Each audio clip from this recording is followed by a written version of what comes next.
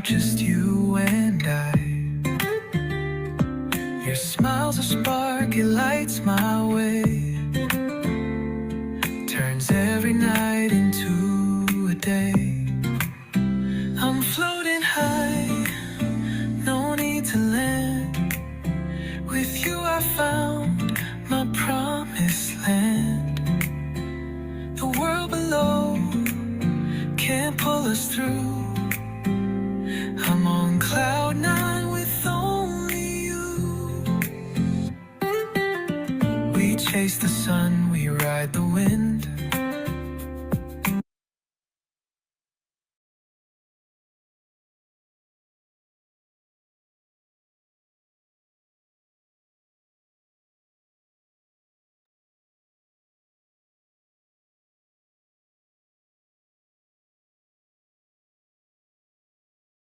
네, 여러분 안녕하세요. 잠시 후 2시부터 2025 겨울 AX 캠프 온라인 설명회가 진행이 됩니다. 1분만 기다렸다가 2시에 시작하도록 하겠습니다.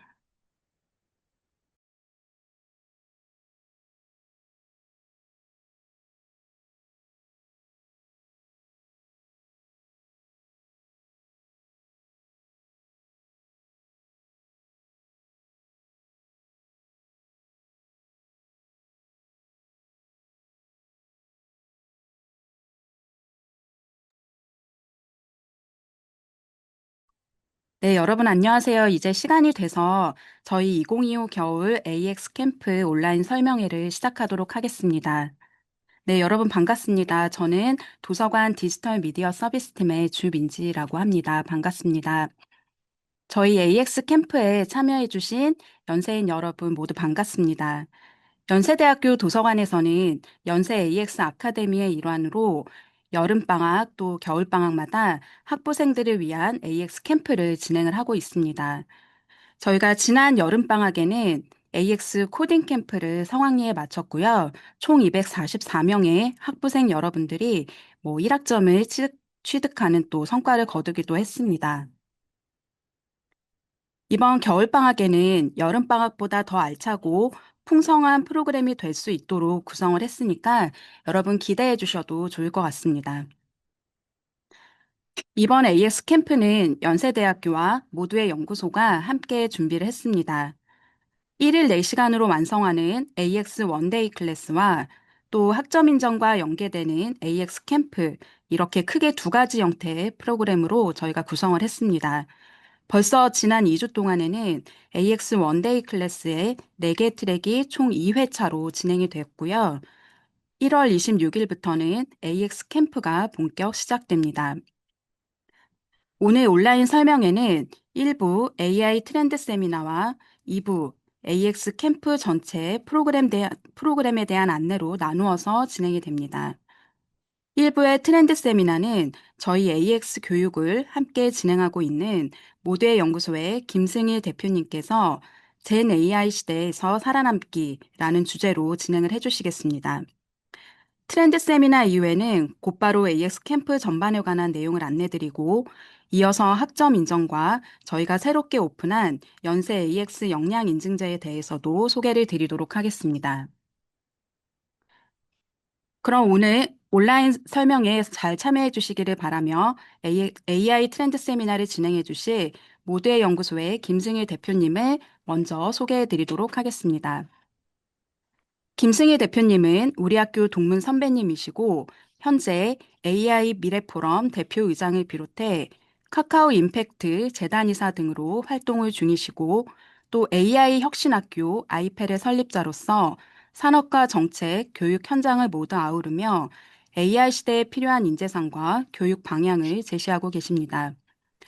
오늘 특강에서는 젠 AI 시대에서 살아남기라는 주제로 빠르게 변화하는 AI 환경 속에서 학생 여러분이 어떤 역량을 준비하면 좋을지, 그리고 이번 AX 캠프를 어떤 관점으로 참여하면 좋을지에 대한 큰 방향과 인사이트를 공유해 주시겠습니다.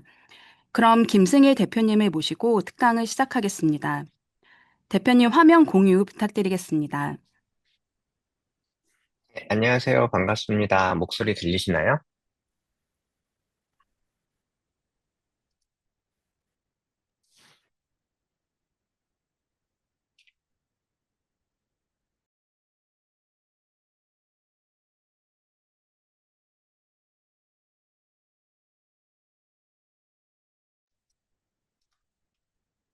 그러면 시작하도록 하겠습니다.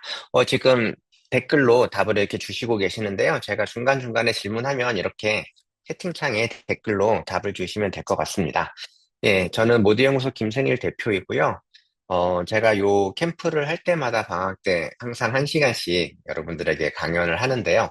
주제 제목은 똑같아요. 생성형 AI 시대의 살아남기인데, 생성형 AI가 계속 발전을 하고 변하잖아요. 그래서 제 강의 자료도 지금 계속 변하고 있는 것 같아요. 그래서 혹시라도 여름방학 때 들었던 분이 있으면은 또 자료가 또 많이 바뀌었으니까 또 잘 들어봐 주시면 좋을 것 같습니다. 네. 음. 그래서 오늘의 주제는 이제 얼마 전에 이제 작년 11월이었나요? 그때 빅뉴스에서 이 아티클이 하나 나왔어요. 거기에서부터 조금 출발을 하면 좋을 것 같아요. 그래서 그 아티클의 제목이 1 이후의 1, 부직시장이 무너지는 것을 지켜보는 실업자 신입 졸업생의 기록이라는 것입니다. 예. 그래서 요 아티클을 쓴 사람이 이제 미국에 있는 좋은 학교에 나온 사람이고, 구글 딥마인드, 어, 뭐 지금 구글 제미나이를 만든 데죠. 구글 딥마인드, 이런 데 인턴도 했고, 이런 훌륭한 사람이에요. 근데 취업이 안 돼요. 네. 그래서 억장이 무너지는 심정으로 이제 글을 썼던 거고요. 이 미국 같은 경우에 저도 이제 뭐 미국 학교를 나오진 않았으니까. 근데 미국에서 보통 컴퓨터 사이언스 쪽이 취업률이 300% 정도 됐대요. 300%라고 하면은 한 명이 여러 회사에 취업을 하는 거죠. 네, 옛날엔 그 정도로 이 개발자의 수요도 많고, 일이 굉장히 많았는데 지금은 한 군데 들어가기도 되게 힘든 어, 시대가 돼서 일자리가 굉장히 크게 어, 돌변하고 있다라고 하면서 이제 글을 썼던 거고요. 이 발표 자료는 제가 공유해 드릴 수 있고, 여기 보면 링크 누르면은 클릭이 되거든요. 예, 그래서 한번 클릭을 해서 나중에 한번 좀 읽어보시면 좋을 것 같아요. 예, 그래서 거기에 보면은 우리는 out of distribution human이 돼야 된다. 분포 밖의 인간이 돼야 된다라는 표현이 나와요. 그래서 제가 오늘 여기 참가하신 분들 이렇게 쭉 봤는데 인문대학 분들도 많고 공과대학 분도 계시더라고요. 혹시 in distribution이랑 out of distribution이라는 말을 들어보셨나요? 채팅창에 올려주시면 될 것 같아요. out of distribution의 반대는 in distribution이거든요. 이게 이제 뭐 머신러닝, 딥러닝, 인공지능 이런 데서는 많이 쓰는 말인데 예, 네. 처음 들어보시는 분이 많습니다. 좋습니다. 뭐 다 아시면은 제가 여기 올 이유가 없죠. 예. 그래서 이 인공지능 분야에서 in distribution, 분포 안에 있다라는 건 무슨 말이냐면은 인공지능을 학습할 때 데이터를 되게 많이 쓰잖아요. 그러니까 인공지능이 학습할 때 썼던 데이터 분포가 있을 거고 그 분포 안에 있다라는 게 in distribution이에요. 그럼 반대말로 out of distribution은 인공지능이 학습할 때 보지 못했던 데이터 패턴을 out of distribution 데이터라고 합니다. 그래서 이 out of distribution 휴먼이 돼야 된다. 즉 인공지능이 학습을 할 때 썼던 데이터 같이 그런 사람이 되면 안 된다. 그러면은 전부 다 인공지능에 대체될 수밖에 없다라는 글이 이 글의 주제고요. 예, 그래서 다시 말하면은 내가 뭔가 일을 하는데 데이터가 만들어질 수 있는 분야라고 생각하면 이게 극도로 위험하다라는 거예요. 그래서 정형적인 어떤 노동을 하면은 이거는 인공지능에 대체될 수밖에 없다라고 이 사람은 주장을 하고요. 그래서 비정형적인 노동을 해야 된다. 그래서 이 사람들은 자기도 이제 대학교를 나오고 하면서 사실은 거기서 배우라는 거 배우고 성적도 잘 받고 되게 잘 해왔는데 그게 다 인 디스트리뷰션 데이터라는 거죠. 다시 말하면은 정상 분포에 있는 사람이라는 거예요. 우리가 일반적으로 노멀한 정상적인 일자리, 평범한 일자리, 평범한 전공, 평범하게 남들처럼 살아온 사람들은 많은 사람들이 그렇게 살아왔기 때문에 데이터가 차곡차곡 쌓여 나간다는 거죠.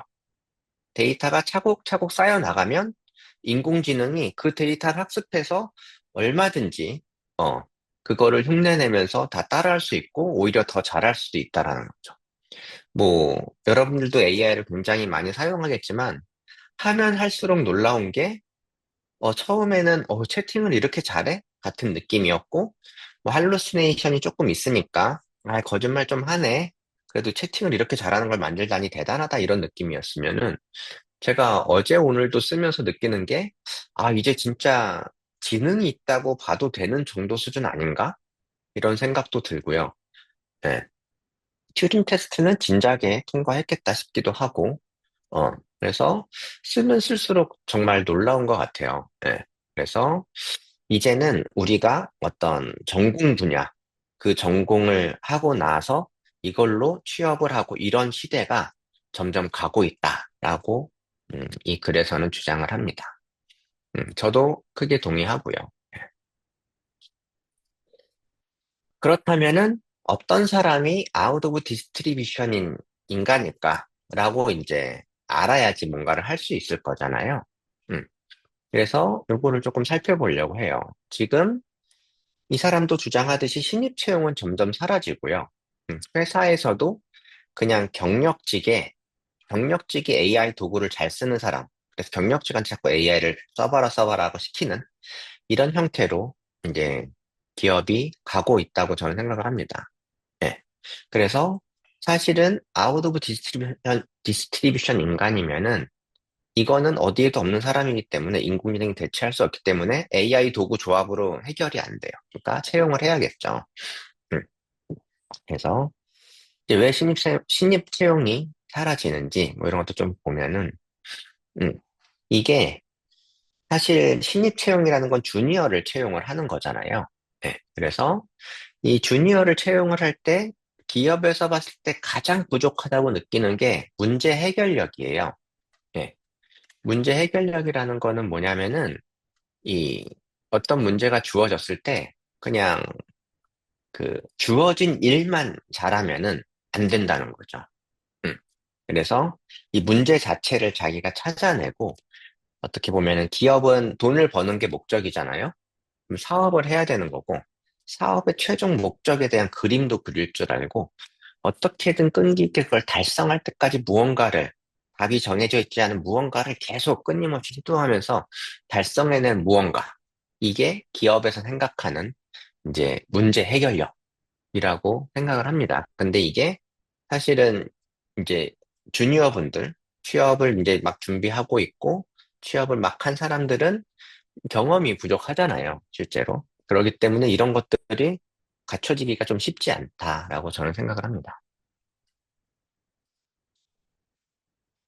네. 그래서 다시 얘기하면은 사업의 최종 목적을 위한 그림을 그리고 그거를 달성해낼 수 있는 사람이어야 된다는 뜻이고요. 네. 근데 여러분들이 만약에 문제 해결력을 가지고 있는 사람이다. 그러면은 그런 주니어에게는 진짜 어마어마하게 큰 기회가 올 수 있는 세상이에요. 그게 무슨 말이냐면은 아까 전에 기업들이 뭐 문제 해결력의 관점에서 어쩔 수 없이 시니어분들이 AI 도구를 잘 활용하게끔 하는 쪽으로 이제 가고 있다고 했잖아요. 그거는 이 시니어를 AI 트랜스포메이션 하는 거라고 생각하시면 될 것 같아요. 그러니까 AI를 잘 못 쓰던 사람을 AI를 잘 쓰게 만들고 원래 문제 해결력은 있으니까. 음, 이런 사람으로 조금씩 만들어 나가는 방식으로 진행을 하고 있다면 주니어인데 해결력이 있으면 이 사람들은 AI를 원래 못 쓰던 걸 쓰는 게 아니라 태어날 때부터 처음부터 AI랑 너무 친한 거죠. AI 네이티브 세대인 거죠. 그러니까 여러분들은 AI 네이티브 세대로서 AI를 극도로 잘 활용할 수 있는 거죠. 어, 그래서 만약에 여러분들이 문제 해결력이 있다면 어마어마한 기회가 올 수 있다라는 게 지금의 현실이라고 생각을 합니다. 그래서 작년이었나요? 이제 미국에서 고등학생 두 명이 음, 프로그램을 만들었어요. 여러분들이 쓰시는지는 모르겠는데 노션이라는 메모 앱이 있어요. 요즘 회사들에선 거의 대부분 쓰는데 노션이라는 메모 앱, 글을 작성하고 공유하고 보게 만드는 앱과 이제 슬랙이라는 메시지 앱이 있거든요. 회사에서 또 많이 쓰는 메신저 앱인데요. 예. 노션이라는 앱과 슬랙이라는 앱을 통합해서 만든 두 개가 다 가능한데 이 둘 다 사람이 쓰는 앱이잖아요. 근데 인공지능 에이전트도 거기다 같이 문서를 만들고 거기서 같이 대화를 해요. 그러니까 사람과 인공지능 에이전트가 같이 문서를 작성하고 서로 업무 대화도 하고 이런 큰 노션 더하기 슬랙 더하기 AI 에이전트까지 들어간 앱을 만들었거든요. 그게 고등학생 두 명이 만들었어요. 음. 그게 왜 가능하냐? 이 고등학생 두 명은 문제 해결력이 있고 AI 네이티브 세대이기 때문에 가능하다라는 거죠. 예, 이게 일반적인 시니어가 그렇게 하기는 쉽지 않아요. 음. 그래서 여러분들에게도 정말 문제 해결력이 있다면 굉장히 큰 기회가 올 수 있는 시대이기도 하다라고 저는 생각을 합니다. 네. 그래서 여러분들이 나는 정말 아웃 오브 디스트리뷰션 인간인가?를 쉽게 판단할 수 있는 방법이 전 있는 것 같아요. 요거는 그 글에 나온 건 아니고 그냥 제가 생각을 한 거예요. 그 글을 읽고. 그래서 주변에서 여러분들한테 땡땡땡님 혹시 창업 안 하세요? 라는 이야기를 들어본 적이 있다. 라고 하면은 그런 분들은 아웃 오브 디스트리뷰션 인간일 확률이 매우 높습니다.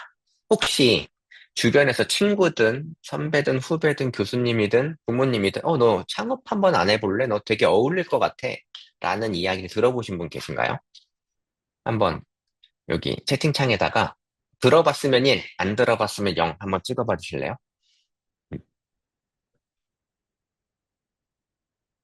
0, 1, 0, 0, 1. 오, 1이 꽤 있습니다. 한 30% 정도 분은 1이 나오는데요? 오, 너무 좋습니다. 음, 정말 좋네요. 저는 얼마 안 나올 수도 있겠다라는 생각을 좀 했었는데, 이 정도면 굉장히 많이 나오는 것 같아요. 이런 이야기를 들어본 분들은 분명히 이거저거 막 잡다한데 관심도 많고, 시키지도 않아도 뭔가 좀 하고 이랬을 거예요.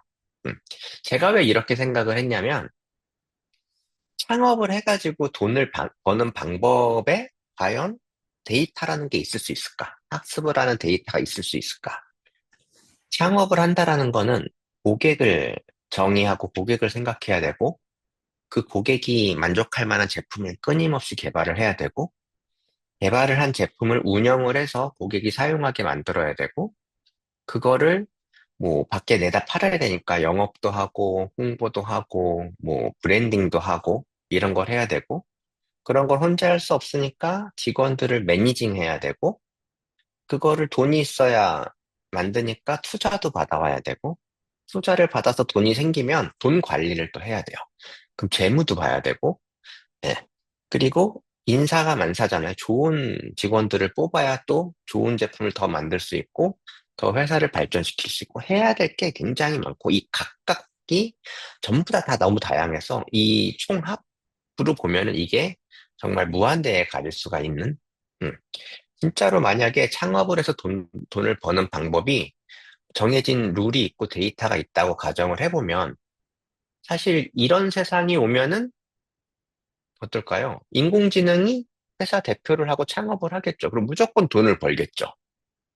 네. 그런 세상은 저는 이상한 것 같아요.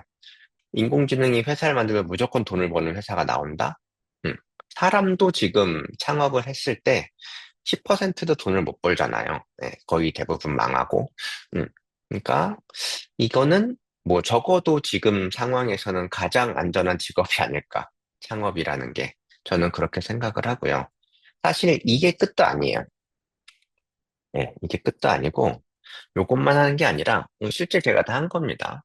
네, 여러분들 이제 회사에 사무실을 얻었어요. 한 10명 정도쯤 되는 규모 얻었다고 칠게요. 화장실 청소를 누가 할까요? 직원들 시키면 직원들이 할까요? 이걸 난 화장실 청소하려고 온 게 아니다. 그리고 도망가겠죠. 음. 그래서 당연히 화장실 청소 제가 하고요. 네. 뭐가 고장났어. 집기술이 대표가 했을 거고요. 바퀴벌레 나와도 제가 잡아요.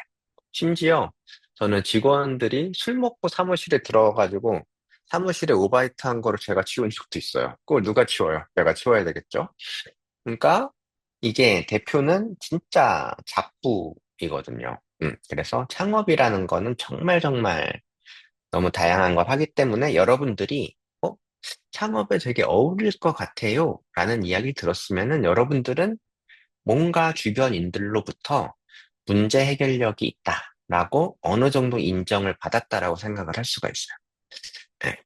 그리고 모르겠어요. 이거는 저의 그냥 음, 촉이라 그래야 되나? 그냥 감이라고 할 수도 있을 것 같은데 아마도 1을 찍으신 분들은 MBTI가 좀 외향적인 성격, 2일 가능성이 좀 높을 것 같다라고 전 좀 생각을 해요. 저도 좀 되게 많이 내향적인 사람이었는데 좀 회사를 운영을 하면서 대표가 되면서 좀 외향적으로 조금씩 많이 바뀐 사람인데요. 이 외향적으로 조금 활동을 하고, 많은 사람들을 만나고 경험을 하고, 이런 사람들이 좀 유리한 세상이 되고 있지 않나 이런 생각을 좀 해보기도 합니다. 그래서 여기에서 제안한 이 글에서는 이렇게 얘기를 해요. 다양한 일을 시도하고 중심부에 머물지 말라는 거예요. 중심부에 머문다는 거는 여러분들 전공만 잘하는 거. 여러분들이 예를 들어서 모르겠어요. 영문학과 나왔다. 영어만 잘하고요. 네, 통계학과 나왔다. 통계만 잘하고요. 이런 거. 어, 이런 것들. 중심부에 머무른 사람. 딱 스탠다드한 사람이 되면은 굉장히 고위험군이라는 거죠. 그래서 절대 중심부에 머무르지 말고 오히려 이 꼬리 쪽에 머물러야 된다라는 게 이 글의 주장이고요. 네. 그래서 뭐 제가 얼마 전에 그 뭐지? 신문사랑 이제 큰 행사를 하나 열었어요. 음, 뭐 포럼 행사를 하나 열었고요. 그때 이제 왔던 분이 그 행사를 기획하고 관리하고 운영하시는 분이 기자님이더라고요. 음, 그러면은 기자분은 중심부가 뭘까요? 글을 쓰는 거죠. 음, 그러니까 기자님, 나는 글 쓰려고 기자를 하려고 들어왔는데 왜 이런 인공지능 AI 트랜스포메이션 행사 설계 및 운영 및 관리를 나를 시키냐? 이러면 내 커리어가 꼬이는 것 같다. 그분이 그렇게 생각했을까요? 그러지 않았어요. 그분 그거 열심히 했고요. 예, 오히려 그런 거를 열심히 하는 게 꼬리칸에 있다라는 거죠. 네, 꼬리칸이 꼬리 쪽에 있다라는 거죠. 그러니까 나는 기자로서의 능력도 있는데 인공지능 행사도 기획할 줄 알고 그러려면은 인공지능 트렌드를 알아야 될 거잖아요. 그래야 좋은 강의나 강연자를 섭외할 수도 있고 그러면서 그런 사람들을 만나고 뭔가 새로운 이벤트가 생겨요. 그러니까 새로운 게 생겨요. 그러니까 다양한 일을 시도하는 거죠. 내가 기자로서 글만 쓰는 거는 중심부에 머물러 있는 거예요. 그러니까 계속 뭔가 이거는 왜 내가 하지? 이런 일이 있어도 오히려 그걸 되게 열심히 하는 게 여러분들의 경쟁력이 될 수 있고, 그런 일이 없다고 하면 여러분들이 오히려 돌아다니면서 만드는 게 좋아요. 그래서 아까 전에 외향적이고 좀 MBTI E인 분들이 조금 유리한 세상인 거 아닌가라고 하는 게 좀 저도 극 I였었어서 그거 좀 힘들어요. 내향적인 사람은 그냥 막 나가서 이렇게 친한 척하고 뭔가 시도해보고 만나보고 이런 게 조금 무섭기도 하고, 근데 좀 바뀌어야 된다고 생각합니다. 저도 바꾸려고 노력을 하고 있고 많이 바뀌고 있고요. 예. 그리고 뭐 각종 인터넷 글들 보면은 공무원들 뭐 하는 일 없고, 그렇다. 뭐 연금만 받아가고 이런 글들이 되게 많은데 정말 공무원 분들을 무시하면 안 돼요.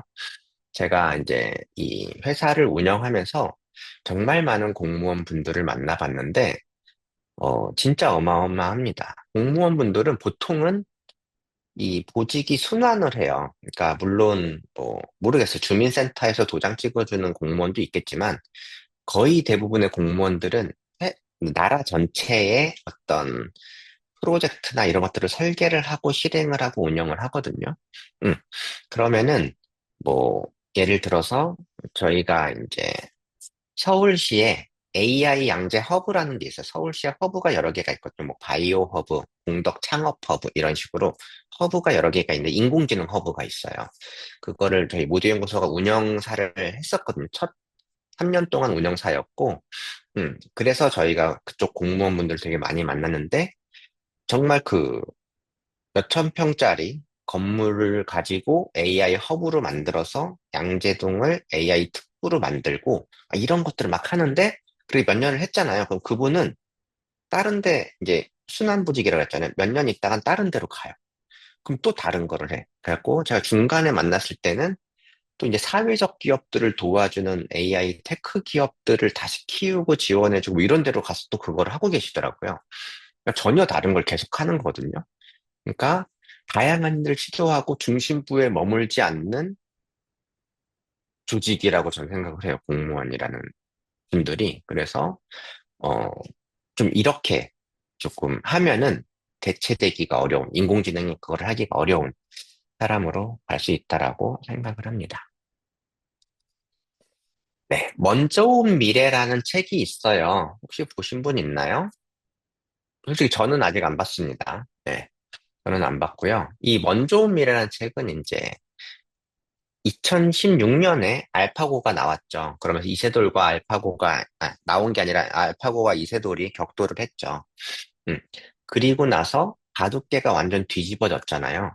그래서 인공지능이 바둑이라는 스몰 월드에서 엄청난 힘을 발휘하면서 바둑이라는 세계가 어떻게 받는지를 보면 이제 인공지능이 범용적으로 엄청나게 잘해지면은 우리 세상이 어떻게 바뀔지를 이 바둑 세계를 보면은 조금 우리가 예측해 볼 수 있지 않겠냐. 그래서 이 바둑 쪽 시장이 먼저 온 미래다. 그래서 그쪽 이제 바둑 기사분들과 바둑 판이 어떻게 돌아가는지를 이제 보면서 미래를 예측하는 책인데요.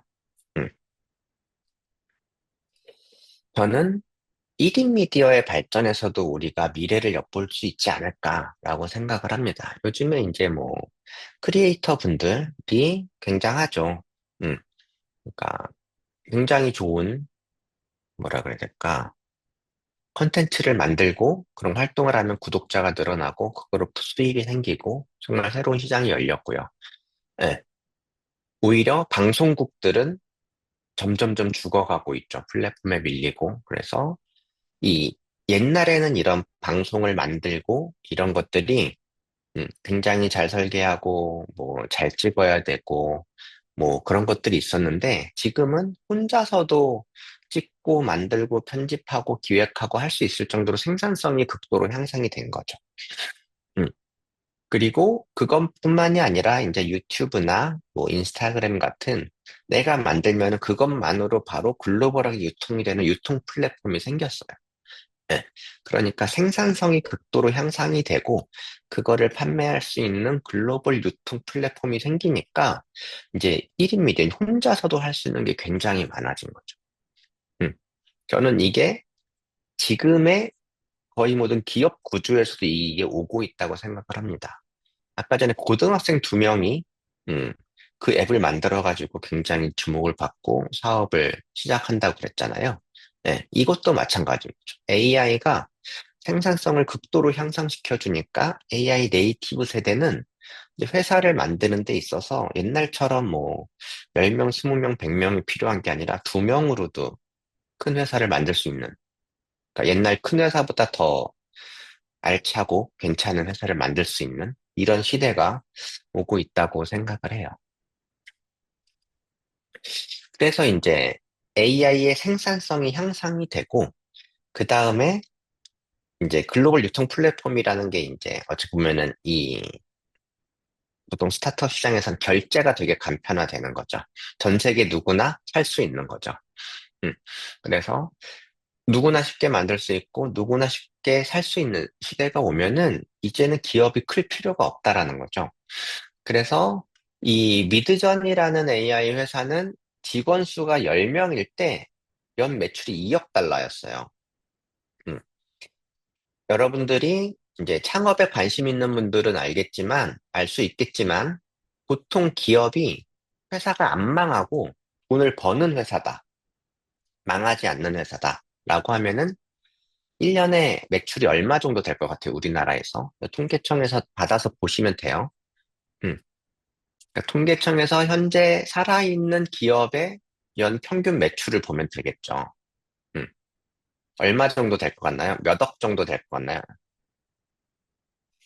1인당 10억. 네, 좋습니다. 정진진님. 네, 또, 다른 분들. 그냥 막 때려도 돼요. 찍으십시오. 1인당 10억. 자, 그럼 1인당 10억이라고 생각을 해보면, 한 명 인건비를 연봉 1억 준다고 생각할게요. 1억 줬고, 뭐, 임대료나 뭐 어쩌고 저쩌고 이런 거 뭐 한 5천만 원 들어갔다고 치고, 그 다음에 뭐 각종 재료비나 이런 거 5천만 원 들어갔다고 치고 한 2억 정도 있고, 뭐 등등등 해도 한 3, 4억 쓰기 어려울 것 같은데 돈이 많이 남을 것 같은데요. 1인당 10억이면은. 그래서 통계적으로 보면 1인당 2억 정도 벌면은 돈이 남아요. 보통은. 이게 뭐 섹터별로 다르겠지만, 네, 그래서 한 1.5억에서 2억 정도면은 회사가 안 망해요. 1인당 2억 정도 벌면. 여러분이 10명짜리 회사를 만들었다. 매출이 20억 나오면은 안 망하는 회사라고 생각하면 돼요. 예. 근데 이 미드전이라는 회사는 임직원수 10명인데 2억 달러, 3천억, 그러니까 환율 1,500원 잡으면은 3천억을 벌어요. 그러니까 인당 300억을 버는 거죠. 예. 인당 2억만 벌어도 회사가 안 망하고 너무 훌륭한 거잖아요. 거의 대부분의 회사는 망하거든요. 그게, 제가 지금 기억이 안 나는데, 3년 기준으로 10개 중에 3개 남는다 그랬나? 제가 기억이 잘 안 나는데, 하여튼, 예. 대부분은 1년에 2억도 못 버니까 망하는 거잖아요. 그래서, 근데 여기는 1년에 300억을 벌어요. 이게 가능한 게 AI가 생산성을 극도로 향상시키고, 결제가 간편화돼서 온 세계 사람들이 결제를 할 수 있기 때문에 이런 게 가능한 거고요. 커서라는 기업은 임직원 수가 20명일 때 1억 달러, 1,500억 매출이고 인당 75억 매출을 하는 거죠.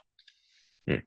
보통 대기업은 이제 인당 20억 정도까지도 해요. 구글, 삼성, 마이크로소프트 이런 데가 한 10억에서 20억 정도 인당 매출이 나오고요. 아마존 같은 데가 어, 인당 6억 정도 나왔나? 그랬던 것 같고. 그러니까 큰 글로벌 대기업들도 인당 20억 정도. 근데 그런 데는 이제 좀 대기업들은 좀 박리담에 그 뭐라고 할까 영업이익률 자체가 높진 않을 거예요. 많은 부분. 그래서 규모의 경제로 해서 그렇게 나오는 거라면 진짜 작지만 강한 기업들이 나오는 거죠. 그래서 저는 예전 기존의 큰 기업들을 공룡 기업이라고 표현을 하고 이런 작지만 강한 기업들을 호모사피엔스 기업이라고 표현하는데 이런 호모사피엔스 기업들이 세상에 나오고 있다. 그게 아까 제가 앞에서 말씀드렸던 이 1인 미디어 시장에서도 미래를 엿볼 수 있는 거 아닌가, 라고 저는 생각을 해요. 음. 그래서 이런 호모사피엔스 기업들이 계속 나온다고 하면 잘 보면은 공룡이 살아남을 수가 있을까요? 훨씬 작고 빠르고 똑똑하고 이런 기업들이 있는데 점점 경쟁력이 밀리겠죠. 그러니까 이제 기업 구조랑 고용 형태가 변화하기 시작을 해요. 그래서 공룡들이 몸집을 줄이기 시작을 합니다. 음. 그래서 구글 같은 경우에 작년 초에, 작년 봄에 5월이었나? 처음으로 희망퇴직을 받았어요. 음. 그래서 구글이 희망퇴직을 받아서 깜짝 놀래서 뭐 페이스북에서 난리가 좀 났었거든요, SNS에서. 근데 거기에 보면은 이 기사에 보면 맨 위에 보면 마이크로소프트 6천 명 이상 해고 이어 구글도 잖아요. 이게 5월달 기사였던 걸로 기억하는데 2달 뒤 7월달에 마이크로소프트 9천 명을 추가 감축을 해요. 사실 이때 마이크로소프트는 1월달에 한 번, 이 6천 명 한 번, 9천 명 세 번 한 거예요. 한 해. 네. 그래서 이 큰 빅테크 기업들이 몸집 줄이기를 시작을 합니다. 이렇게 해서 인건비를 줄여가지고 어디다 쓰죠?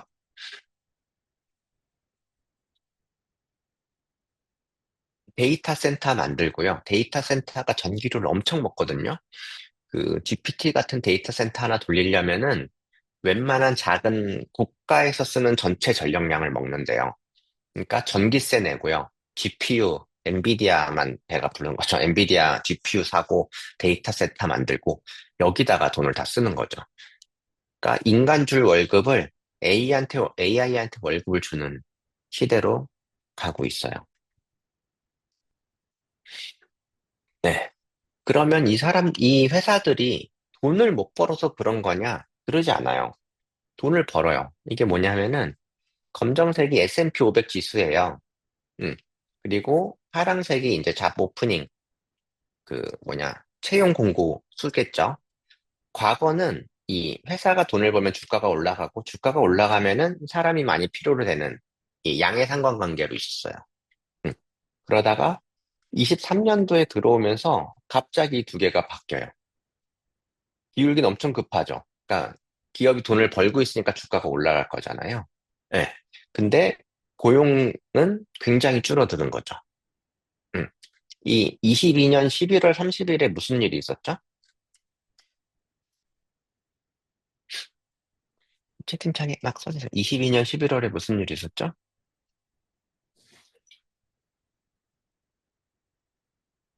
네. 챗GPT가 나왔어요. 맞습니다. 백승현님, 감사합니다. GPT가 처음 나온 날이에요. 그러니까 정확하게는 챗GPT가 처음 나온 날, GPT 3.5가 처음 나온 날이고, 네. 그래서 근데 이게 사실은 딱 요것만 이유가 있는 건 아닌 것 같고, 그래서 코로나도 끝나고 그때쯤에 여러 가지 이유가 있겠지만, 요 22년 말 즈음에는 코로나 영향도 있고 뭐 그랬을 것 같은데, 지금은 정말 AI 영향은 맞는 것 같아요.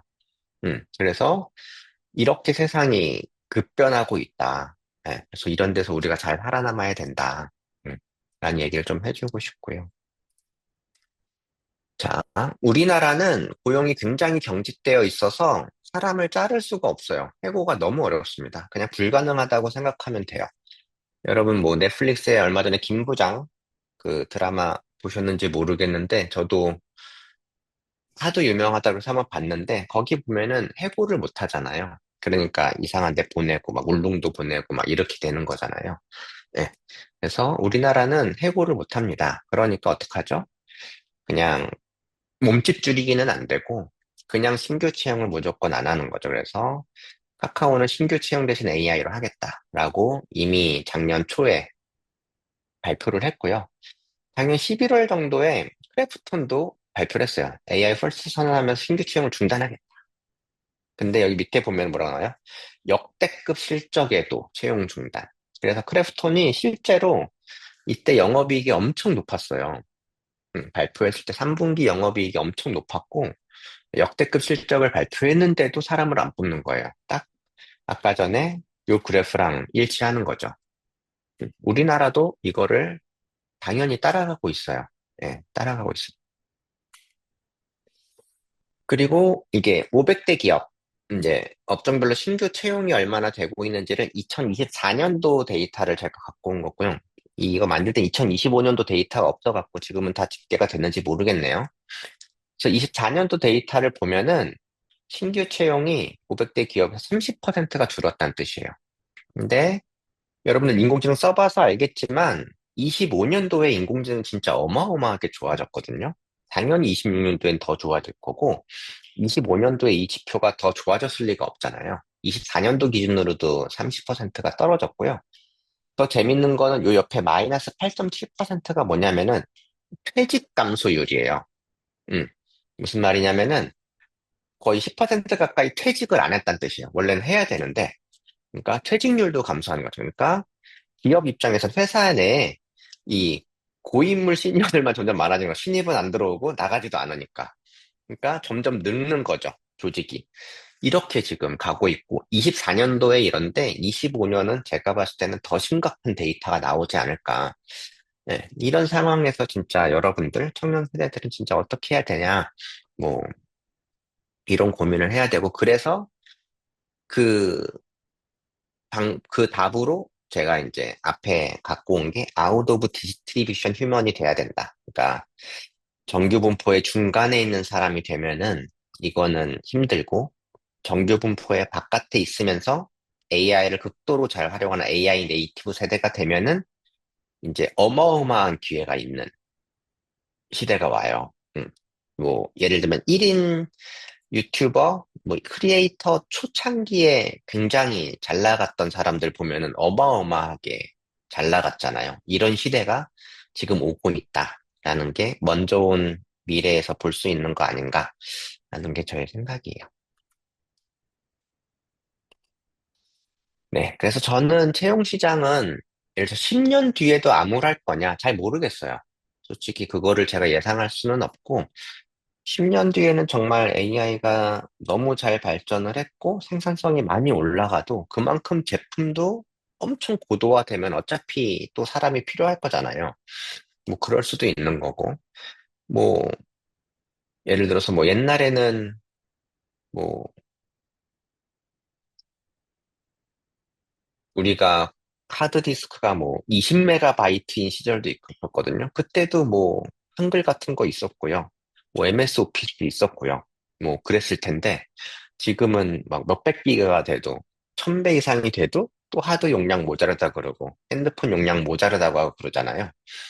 그러니까 어차피 뭔가가 기술이 발전을 하고 고도화돼도 제품 자체도 그 속도에 맞춰서 고도화되면은 또 일자리나 이런 게 또 생길 수도 있고 어떻게 될지는 잘 모르겠는데 근데 당분간은 향후 1, 2, 3년간 정도는 계속 암울해지지 않을까라는 거는 좀 누구나 예상을 하고 있는 것 같아요. 그래서 이제는 여러분들이 청년들이 다 뭐 기업에 취업을 하고 이런 것만 보고 있다가는 정말 큰일이 나겠다. 어제도 발표 나왔죠. 쉬었음 청년이 역대 최대다. 70만 명을 처음으로 넘었다. 라고 나왔는데 이게 정말로 큰 사회적 문제라고 생각을 합니다. 그래서 정말 너무나도 안타깝게도 이제는 어떤 사회 시스템적으로 뭔가 어떻게 할 수 있는 시대는 아닌 것 같고요. 인공지능이 너무 발달을 하면서 이제는 정말 각자 도생의 시대로 온 거 아닌가. 그래서 요즘에 솔로프리너란 말이 좀 유행을 하잖아요. 1인 창업가? 저는 그런 시대로 온 것 같고, 네, 그래서 여러분들 스스로 작은 기업을 만들 수 있을 정도로 성장을 해야 창업을 하든, 창업도 할 수 있을 거고요. 난 창업은 나한테 안 맞아. 그러면 그런 사람은 또 취업이 돼요. 제가 봤을 때는 그게 정규 분포 안에 있지 않은 AI 네이티브 인재거든요. 그런 사람은 취업도 되고, 이직도 되고, 다 되는 거죠. 그래서 여러분들이 좀 그런 사람들로 성장할 수 있었으면 좋겠고, 그런데 저희가 또 모두연구소가 교육적으로 조금 도움을 줄 수 있었으면 좋겠다라고 생각을 하고요. 뭐 아까 얘기했지만, 저도 이건 또 뭐 모르는 예상이긴 한데, 아이러니하게도 1인 방송은 또 인데이터가 아닐까. 지금 많은 데이터가 쌓였잖아요. 크리에이터들이. 이제 AI가 엔터 한번 치면 딸깍 하면은 크리에이터 방송들 나오는 거는 얼마 안 남지 않았나. 그러면은 굳이 크리에이터를 고용할 필요가 없으니까.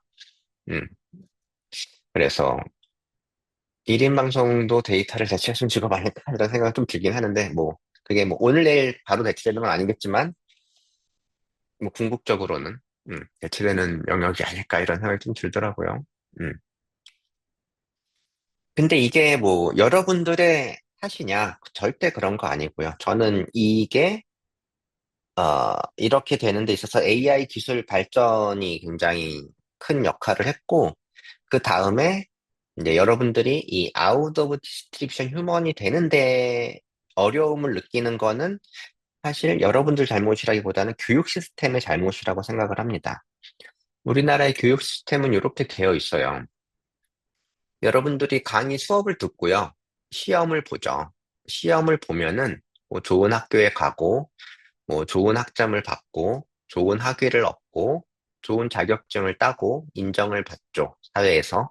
네. 그렇게 해가지고 그 인정받은 걸로 취업도 하고 먹고 살 수 있게 되는 게 이 전반적인 교육 시스템이라는 거죠.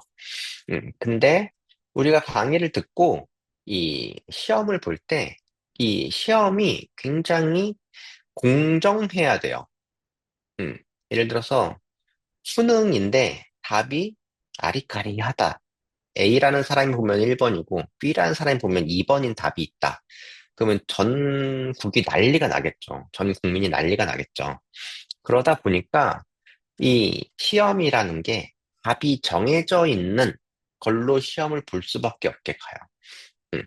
여러분들도 뭐 리포트로 시험을 대체하겠다 그러면 제 리포트가 왜 C인가요? 이렇게 할 수 있는 거잖아요. 네. 그러니까 이 시험이라는 게 공정하게 갈 수밖에 없고, 객관화돼서 갈 수밖에 없고, 그러다 보니까 사람은 자꾸 답이 정해져 있는 문제를 풀도록 교육 시스템이 되어 있어요. 음.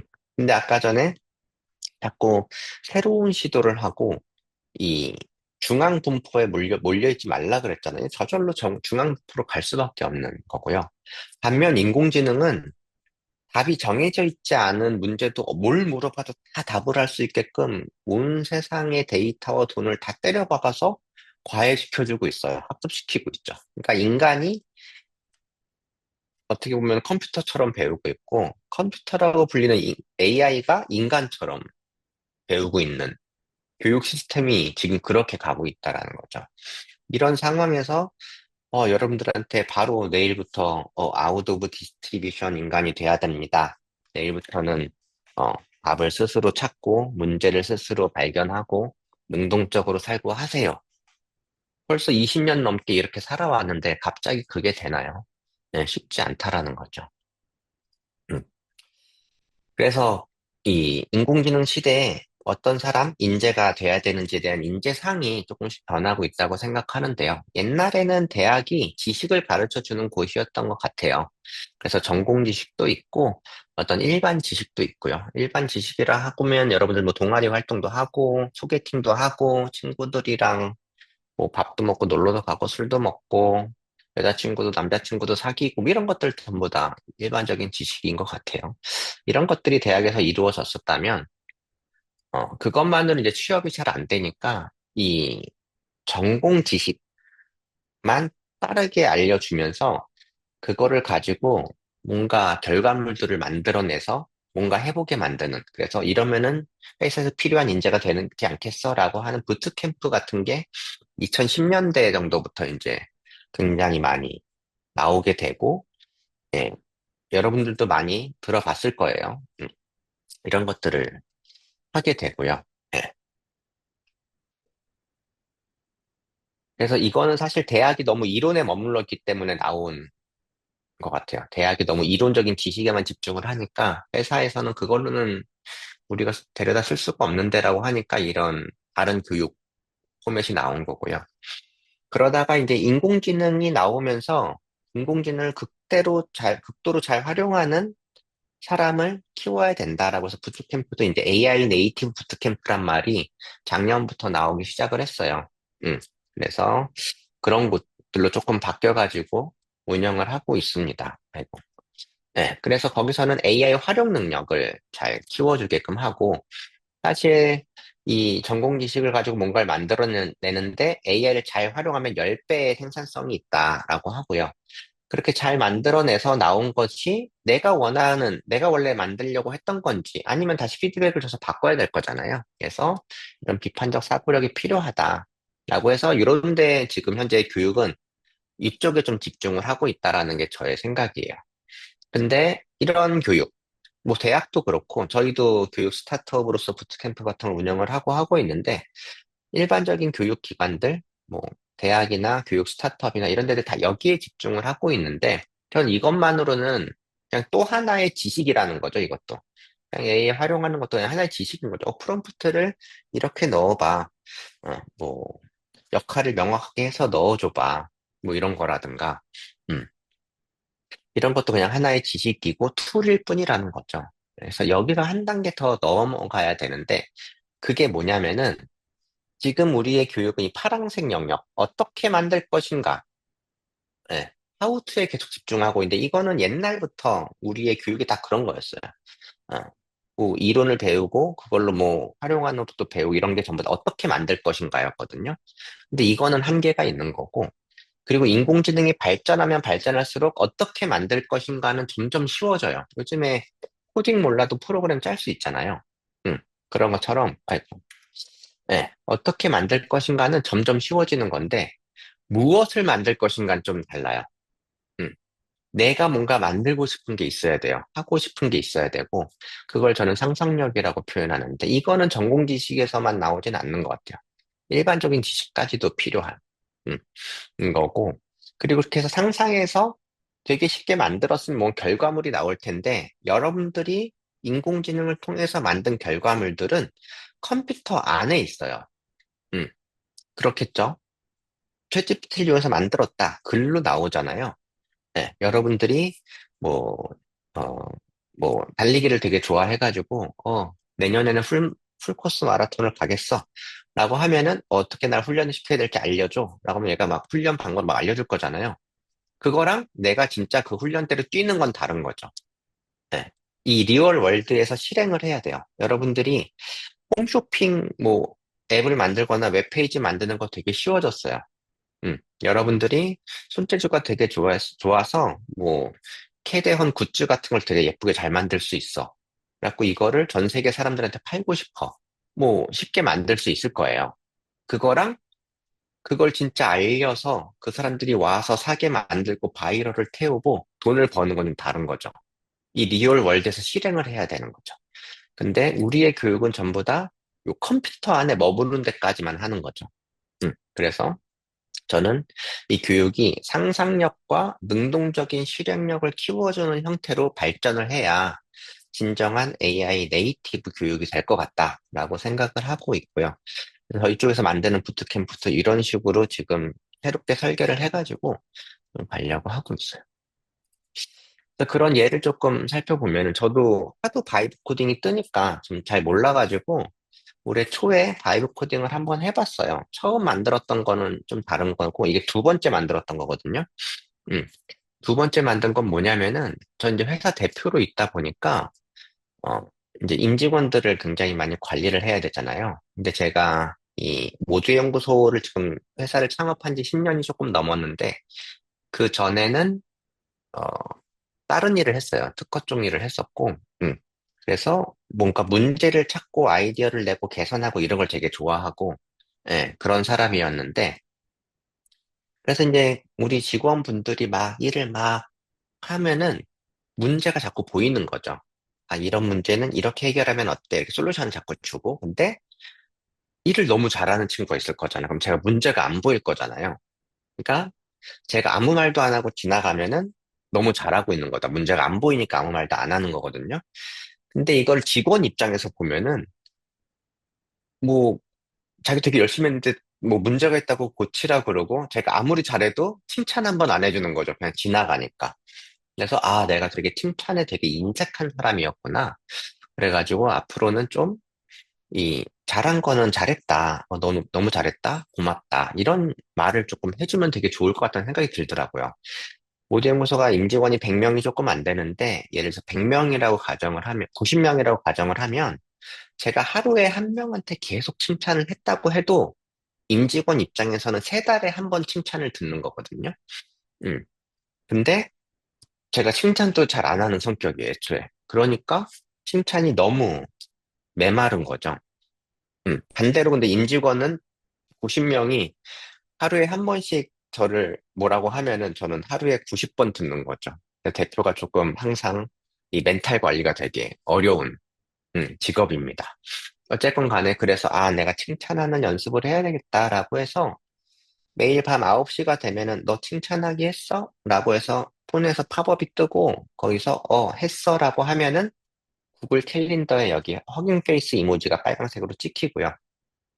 안에서 까먹었다를 누르면은 까만색이 찍혀가지고 이 캘린더에 했는지 안 했는지를 계속 찍는 거를 해가지고 제가 이거를 6개월 넘게 계속 잘 사용을 했거든요. 그러면서 제가 해보니까 진짜로 인간관계가 너무 좋아져요. 제가 이게 뭐 칭찬할 일이 아닌데 억지로 이것 때문에 하진 않았고요. 그런 애는 안 했고 정말로 좋고 감사하고 잘한 게 있으면 얘기를 하고요. 그게 꼭 임직원뿐만이 아니라 친구들한테도 가족한테도 다 이거를 했었거든요.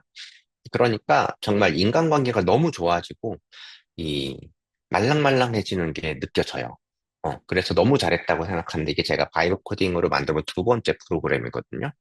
그러니까 이게 뭔가 만들고 싶은 게 있고, 그게 나한테 도움이 돼야 되고, 그게 또 실행을 진짜 리얼 월드에서 해야 되고, 이런 예가 되지 않을까 싶어서 제가 갖고 왔는데, 이런 것들을 여러분들이 많이 해보면 좋을 것 같고요. 요거는 제가 오늘 넣은 자료인데요.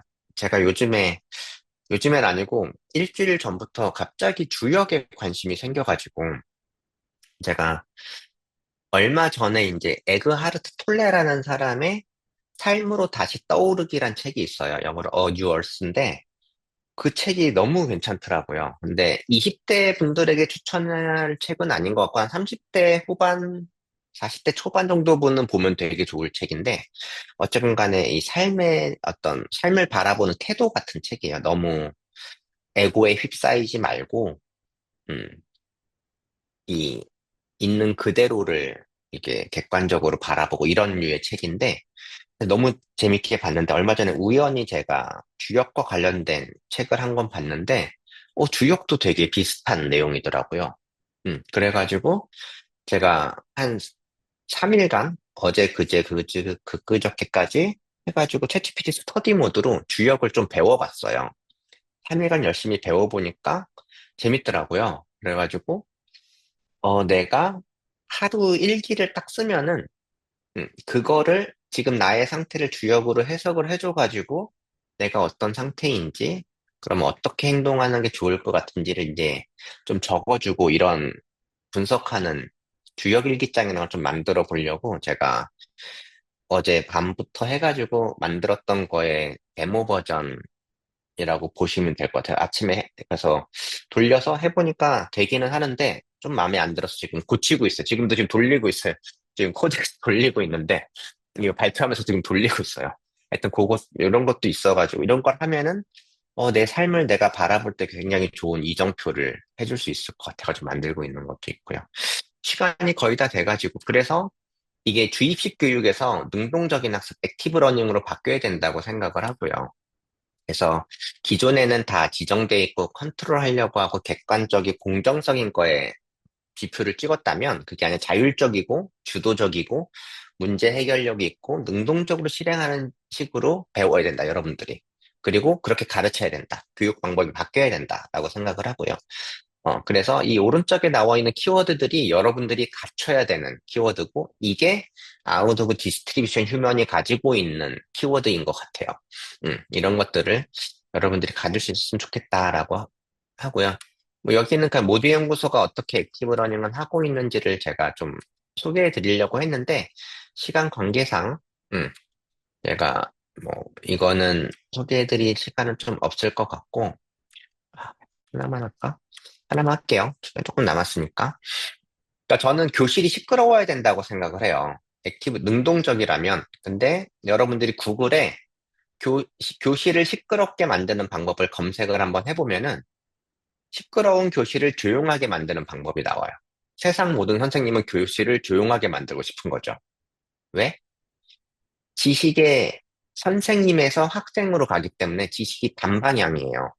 그러니까 지식이 전달이 되려면 조용해져야 되는 거죠. 그래서 검색해보면은 교실은 조용하게 만드는 방법이 나와요, 오히려. 그리고 제가 처음 아이펠이라는 AI 학교를 그 부트캠프 저희가 하고 있는 거거든요. 그거를 설계할 때 너무 깜짝 놀란 거죠. 이렇게 설계하고 싶었는데, 시끄럽게 설계하고 싶었는데, 어느 누구도 시끄럽게 설계를 안 한 거죠. 조용하게만 만들려고 했고. 그래서 제가 이제 다양하게 설계를 해봤고요. 그래서 저희는 강사 대신에 퍼실리테이터라는 사람을 넣어가지고 자꾸 토론하고 말하게 시켜요. 근데 그게 뭔가를 배우고 이해하게 만들 때 쓰는 퍼실리테이팅 스킬이랑 여러분들이 뭔가 만들어낼 때 글을 쓰고 발표하고 코딩하고 다른 사람을 가르치고 이런 거를 할 때 쓰는 퍼실리테이팅 스킬이 달라야 되고 이런 것들을 뭐 설계를 해서 저희 이제 퍼실리테이터가 입사하면 저희 교육도 시키고 이런 식으로 해서 뭔가 운영을 하는 학교를 만들었고요. 그 이 안에는 상대평가가 없어요. 1등, 2등, 3등이 없고. 그러면 여러분들이 친구들이랑 토론을 할 수가 없어요. 자꾸 알려주면 저 친구가 1등 할 거잖아요. 그러니까 저희는 절대평가를 해요. 그래서 일정 점수 이상이면 잘했다. 모든 사람이 다 잘했다고 평가를 받을 수도 있고, 모든 사람이 다 못했다고 평가를 받을 수도 있어요. 페일이 날 수도 있고. 그리고 내가 이제 페일이 아니라 성공을 했으면, 패스를 했으면, 이제 내 친구는 페일이야, 아직은. 패스를 못했어. 그럼 막 가르쳐주고 끌어줄 거잖아요. 이렇게 교육 시스템적으로 자꾸 인터랙션이 있게 만드는 식으로 교육을 설계를 해서, 능동적인 배움이 있도록 만들었고요. 시간이 없어서 제가 그렇게 해가지고 나온 친구들이 이제 졸업할 때 모두 연구소 아이페를 한 문장으로 표현해봐라라고 했을 때 이렇게 했거든요. 성장. 되게 다양한 사람들을 만났고, 요 인생의 전환점과 터닝 포인트 두 개 합치면은 거의 이렇게 큰 글씨 나올 거거든요. 그래서 이게 되게 이렇게 배워본 적이 없는데, 너무 신기하다. 등대, 이런 게 굉장히 큰. 그래서 새로운 교육 방법으로 배웠더니 이렇게 됐더라. 라는 결과였고요. 요거 한 장만 보여드리고 끝내려고 하는데요. 모두연구소가 매년 말에 컨퍼런스를 열어요. 모두콘이라는 AI 컨퍼런스를 열고요. 그러니까 12월 달에 찍었고, 얼마 전에 올라온 따끈따끈한 키노트 영상이에요. 여기는 이 노정석 대표님은 창업을 6번 했고, 구글에 팔았어요, 회사. 그러니까 엑시트를 구글에 했고요. 그래서 엄청나게 유명하신 분이고, 이분이 AI 시대에 어떤 기업이 있고 어떻게 살아야 되는지 굉장히 좋은 인사이트를 강연을 해주시고, 제가 거기에서 이제 모더레이터로서 질문 답변을 하는 게 있는데, 그래서 이런 시대에 여러분들이 오늘부터 할 수 있는 작은 실행이 무엇일까를 요 대표님이 대답을 해준 게 있어요. 저는 맞다고 생각하거든요. 그래서 여러분들 이거 끝나고 이제 집에 가서, 지금 집이신가? 방학이라. 응. 집에 가서 한번 이 유튜브를 한번 보시면 그게 뭔지 알고 오늘부터 좀 실행을 해보시면 어떨까? 이런 생각을 합니다. 네, 여기까지 해서, 예, 저는 모두연구소는 이제 쉐어 밸류 그로우 투게더라 그래서 서로 지식을 나누고 함께 성장하는 액티브 러닝 중심의 교육을 지향하는 교육 스타트업이고요. 예, 저는 모두연구소 김승일 대표였습니다. 반가웠습니다.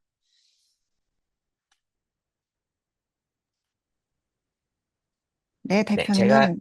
예, 네. 제가 시간이 좀 없었고 질문 받을 시간이 없는데, 혹시 질문하실 거 있으면은 여기 제 이메일 주소가, 잠시만요.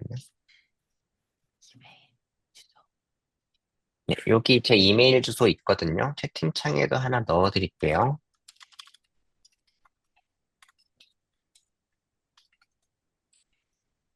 네, 여기로 질문을 해주시면 될 것 같습니다. 혹시 질문, 제가 한 5분 정도 더 받아도 되나요? 여기? 네, 시간 괜찮습니다. 관계. 그래요? 그러면 혹시 질문 있으시면 채팅창에 좀 올려주시면 제가 5분 정도라도, 잠깐이라도 좀 받고 가는 게 좋을 것 같아가지고요. 그리고 또 추가적인 질문은 메일로 언제든지 주셔도 되고요. 부끄러우시면 메일로 주셔도 됩니다. 네. 혹시 질문 있으신 분 있으시면은 채팅으로 올려주세요. 한 1분만 좀 기다려 볼게요. 채팅 입력하는데 시간이 걸리실 수도 있으니까. 음. 뭐 질문 없으신 분들은 어떻게 조금 아웃 오브 디스트리뷰션 휴먼이라는 개념 자체가 조금 그럴 것 같나요? 저는 그 글 읽고 너무 잘 정리한 글이다라고 생각을 하긴 했거든요. 음, 네. 음, 네, 그러면은 이 질문이 좀 없으신 것 같아서 네, 질문 있으시면 여기 메일로 주시면은 제가 답변도 드리고 할게요. 네, 프리젠테이션 자료는 제가 당연히 공유 드릴 수 있을 거고요. 요거 제가 자료 자체는 여기 운영하시는 분들 통해서 드리라고 할게요. 네. PDF로 만들어 놔서 이미 드리긴 했는데 아마 드릴 수 있을 겁니다. 네. 네, 그럼 저는 여기까지 하겠습니다. 감사합니다. 네, 대표님 귀한 시간 내어 연세대 후배들에게 유익한 인사이트 공유해 주셔서 감사합니다. 오늘 대표님께서 공유해 주신 자료는 저희 이후 안내드릴 단톡방 통해서 자료 공유 드릴 예정이니까요. 참고 부탁드리겠습니다. 네. 대표님께서 오늘 이 발표를 통해서 아웃 오브 디스트리뷰션 휴먼과 그리고 채용 시장의 변화 속에서 대체되지 않는 젠 AI 시대에 살아남는 AI 인재상에 대해서 말씀을 해주셨는데요. 오늘 대표님 말씀 잘 기억하고 있다가 저희 AX 캠프를 통해서 또 여러분들도 AI 시대의 인재로 한 단계 거듭할 수 있기를 바랍니다. 네, 이제 이어서 AX 캠프가 어떤 구성과 흐름으로 진행되는지 프로그램 전반에 대해서 안내드릴 예정입니다. 네, 일단 먼저 인사부터 드리겠습니다. 안녕하세요. 이번 AX 캠프에 대해서 소개를 해드릴 모두의 연구소 정윤지 매니저입니다. 네, 감사합니다, 대표님.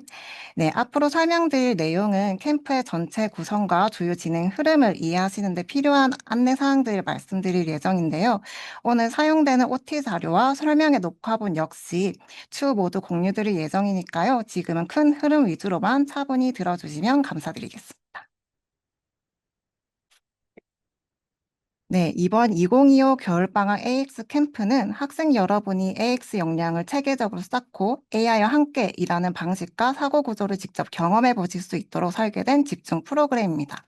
이에 따라 본 캠프는 3주 동안 단순히 강의를 듣고만 가는 형태가 아니라 기초 학습부터 기초 교육부터 프로젝트 수행 그리고 결과물 완성까지 자연스럽게 단계적으로 몰입하실 수 있도록 구성하고 있는데요.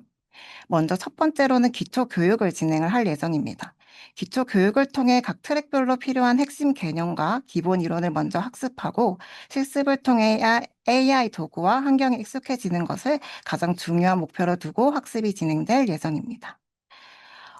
다음은 기초 교육 내용을 기반으로 프로젝트를 수행하게 됩니다. 트랙별 주차별로 한 개씩 총 2개의 개인 프로젝트를 수업 시간에 수행하며 앞서 배운 내용을 실제 결과물로 연결해보는 경험을 하게 됩니다. 마지막으로 이와 동시에 소그룹 챌린지도 운영이 될 예정인데요.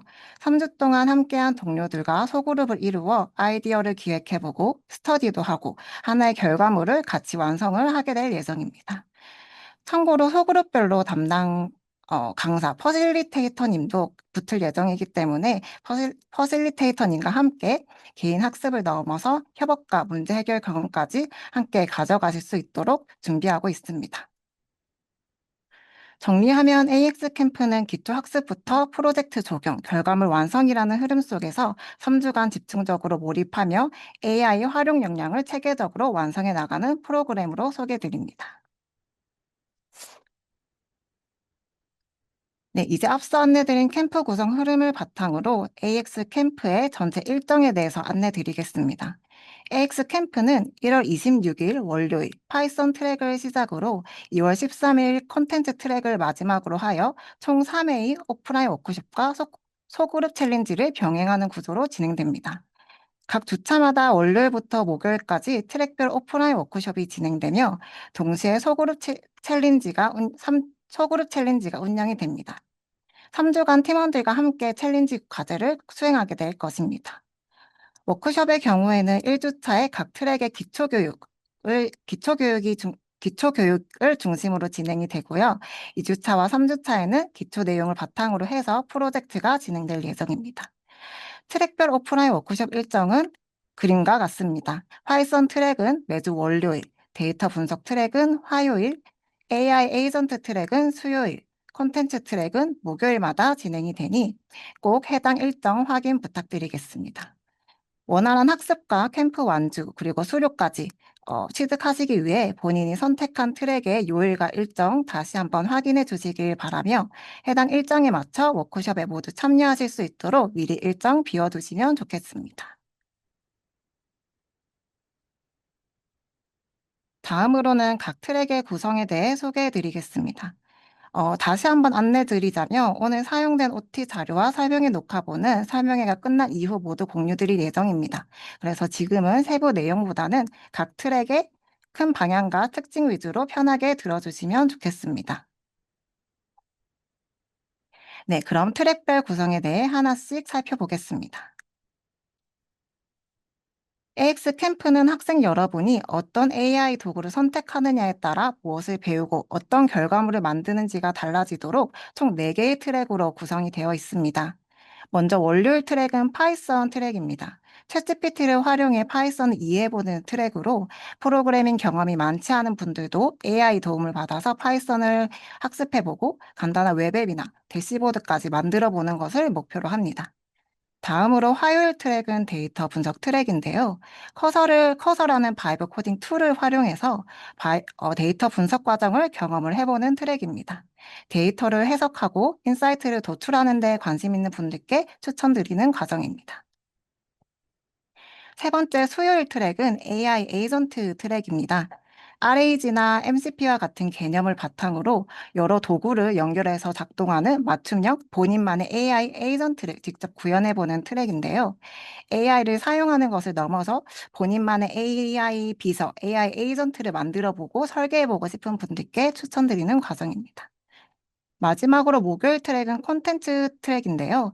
소라, 빅스보드, 미드저니, 클링 등의 다양한 AI 도구를 활용해서 영상이나 콘텐츠를 기획, 제작하는 과정을 경험하는 트랙입니다.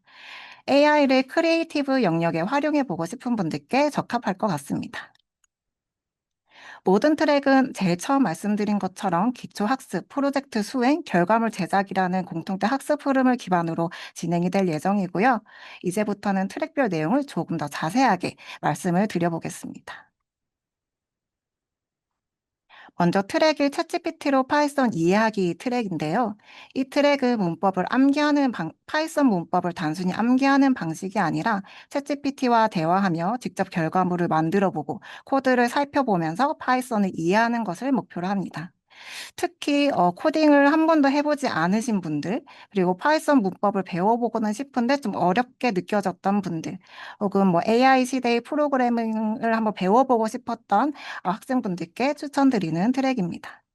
이 트랙에서는 프롬프트를 어떻게 설계해야 되는지에 대한 기초 내용부터 해서 챗GPT를 활용해서 코딩을 어떻게 할 수 있을지, 그리고 더불어서 파이썬 기본 문법과 라이브러리까지 실습 중심으로 학습하게 됩니다.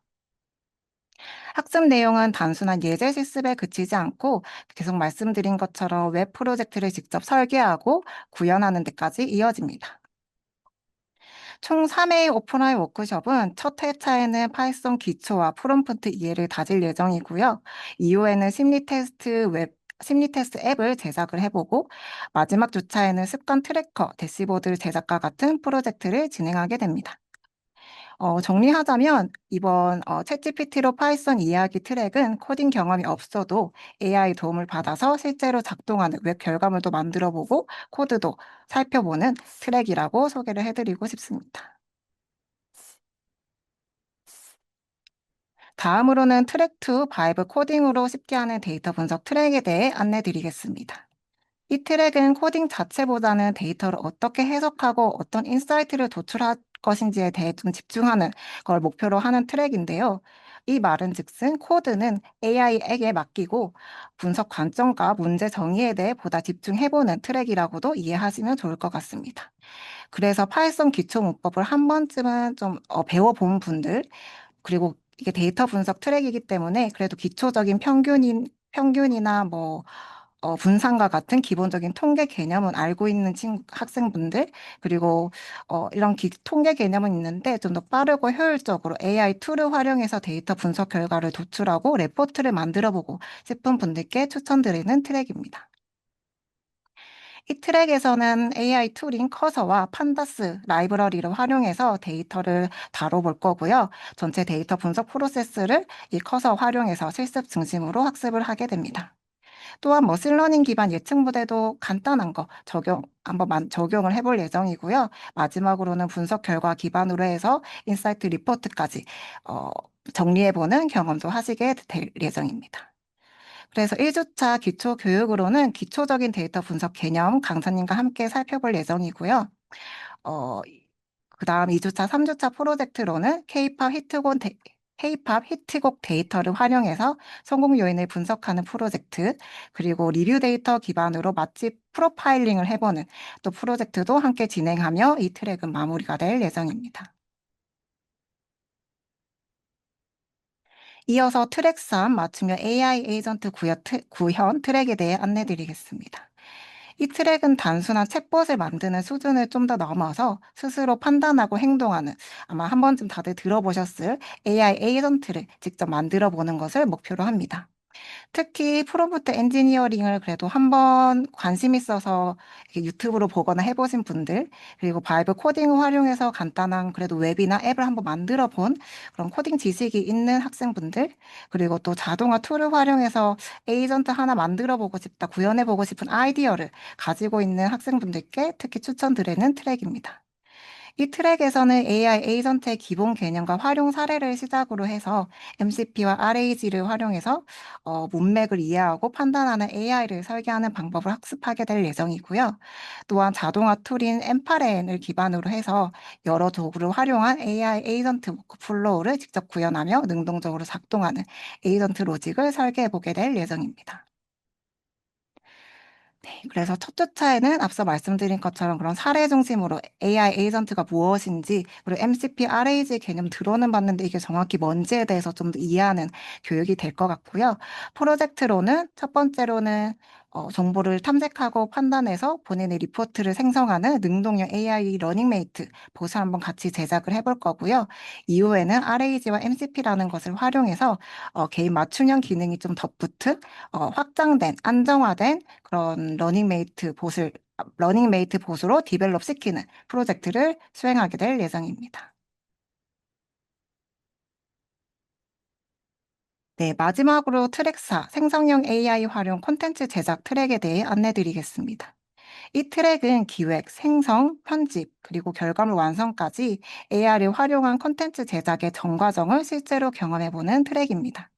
생성형 AI로 콘텐츠를 빠르게 만들어 보고 싶은 분들, 그리고 AI 도구를 써본 경험은 있지만 완성도 있는 결과물까지 연결을 해보지 못했던 분들에게 기획부터 제작까지 전 과정을 직접 해보고 싶은 분들께 추천드리는 트랙입니다. 그래서 이 트랙은 생성형 AI를 활용한 콘텐츠 제작의 전체 흐름을 먼저 이해하고 브랜드, 광고 관점에서 콘텐츠를 어떻게 기획하고 구성하는지를 중심으로 다루게 될 예정입니다. 그래서 AI 콘텐츠 제작의 개념을 이해하는 것에서 출발해서 콘텐츠 기획과 브랜드 스토리 설계, 이미지와 영상 생성을 위한 프롬프트 설계, 컷 구성과 편집을 통한 완성도 향상 전략까지 학습을 하시게 될 예정입니다. 그래서 1주차에는 생성형 AI를 활용한 콘텐츠 제작의 전체 흐름을 먼저 이해를 하고 이후 콘텐츠를 어떻게 기획하고 구성하는지 배울 예정이고요.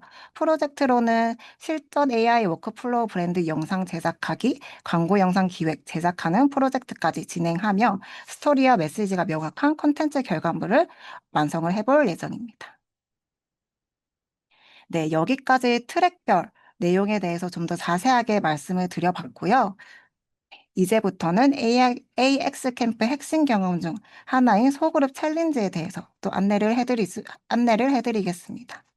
아마 실제 캠프 참여 시 가장 많은 시간을 쓰게 되는 파트가 될 것 같고요. 또 동료들과 함께 3주간 같이 결과물을 만들어가는 과정이니 이 섹션에서는 좀 더 집중해서 들어주시면 감사드리겠습니다. 소그룹 챌린지는 한마디로 소개하자면 3주간 동료와 함께 기획하고 스스로 본인만의 결과물을 완성하는 프로젝트형 학습 과정이라고 소개를 해드릴 수 있을 것 같아요. 캠프에서 배운 내용을 실제로 적용하고 본인만의 결과물로 정리를 해보는 과정이라고도 설명을 드릴 수 있을 것 같은데요. 먼저 단계를 좀 설명을 드리면 첫 번째는 조 구성입니다. 아마 누구와 내가 함께 이 프로젝트를 함께 진행하게 될지 궁금하실 텐데요. 조 같은 경우에는 저희가 트랙별 첫 오프라인 워크숍 날짜, 그러니까 워크숍 날짜 입실하실 때 출석하실 때 랜덤으로 조를 편성을 해드릴 예정입니다. 그 점 참고 부탁드리고요. 또 한 조당 저희가 최대 4명으로 구성을 해드릴 예정입니다. 네, 그리고 조가 구성되면 두 번째 단계로 그룹 과제가 주어질 예정입니다. 이 단계는 워크숍 시간, 오프라인 워크숍 할 때 진행되는 활동인데요. 매주 수업 강의가 시작될 때 강사님께서 이번 주째 어떤 소그룹 챌린지가 진행될지 안내를 해주실 예정입니다.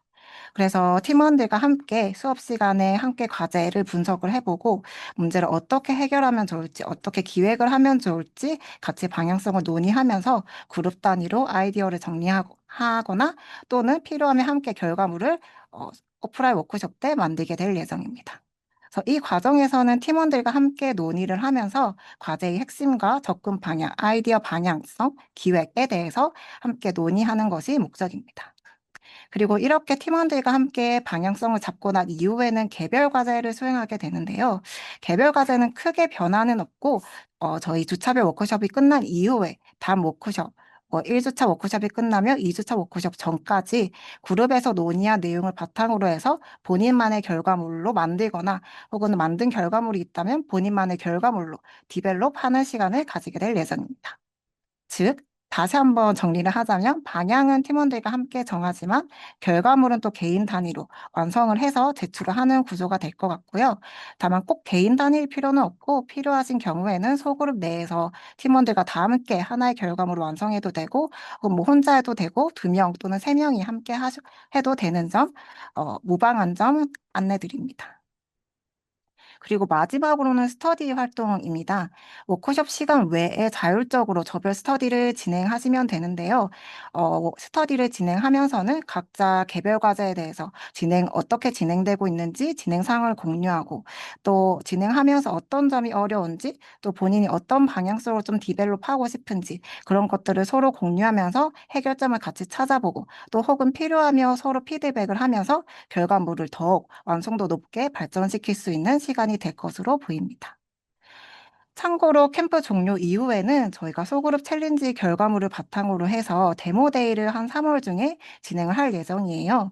데모데이에서는 연사님들을 모셔서 좀 더 그 결과물에 대해서 발표도 해보고 심도 있는 피드백과 멘토링을 받을 수 있기 때문에 가능하다면 스터디까지 적극적으로 참여하셔서 캠프 완주를 넘어서서 본인만의 포트폴리오로 활용할 수 있는 완성도 높은 AI 결과물을 만들어 가실 수 있기를 바랍니다.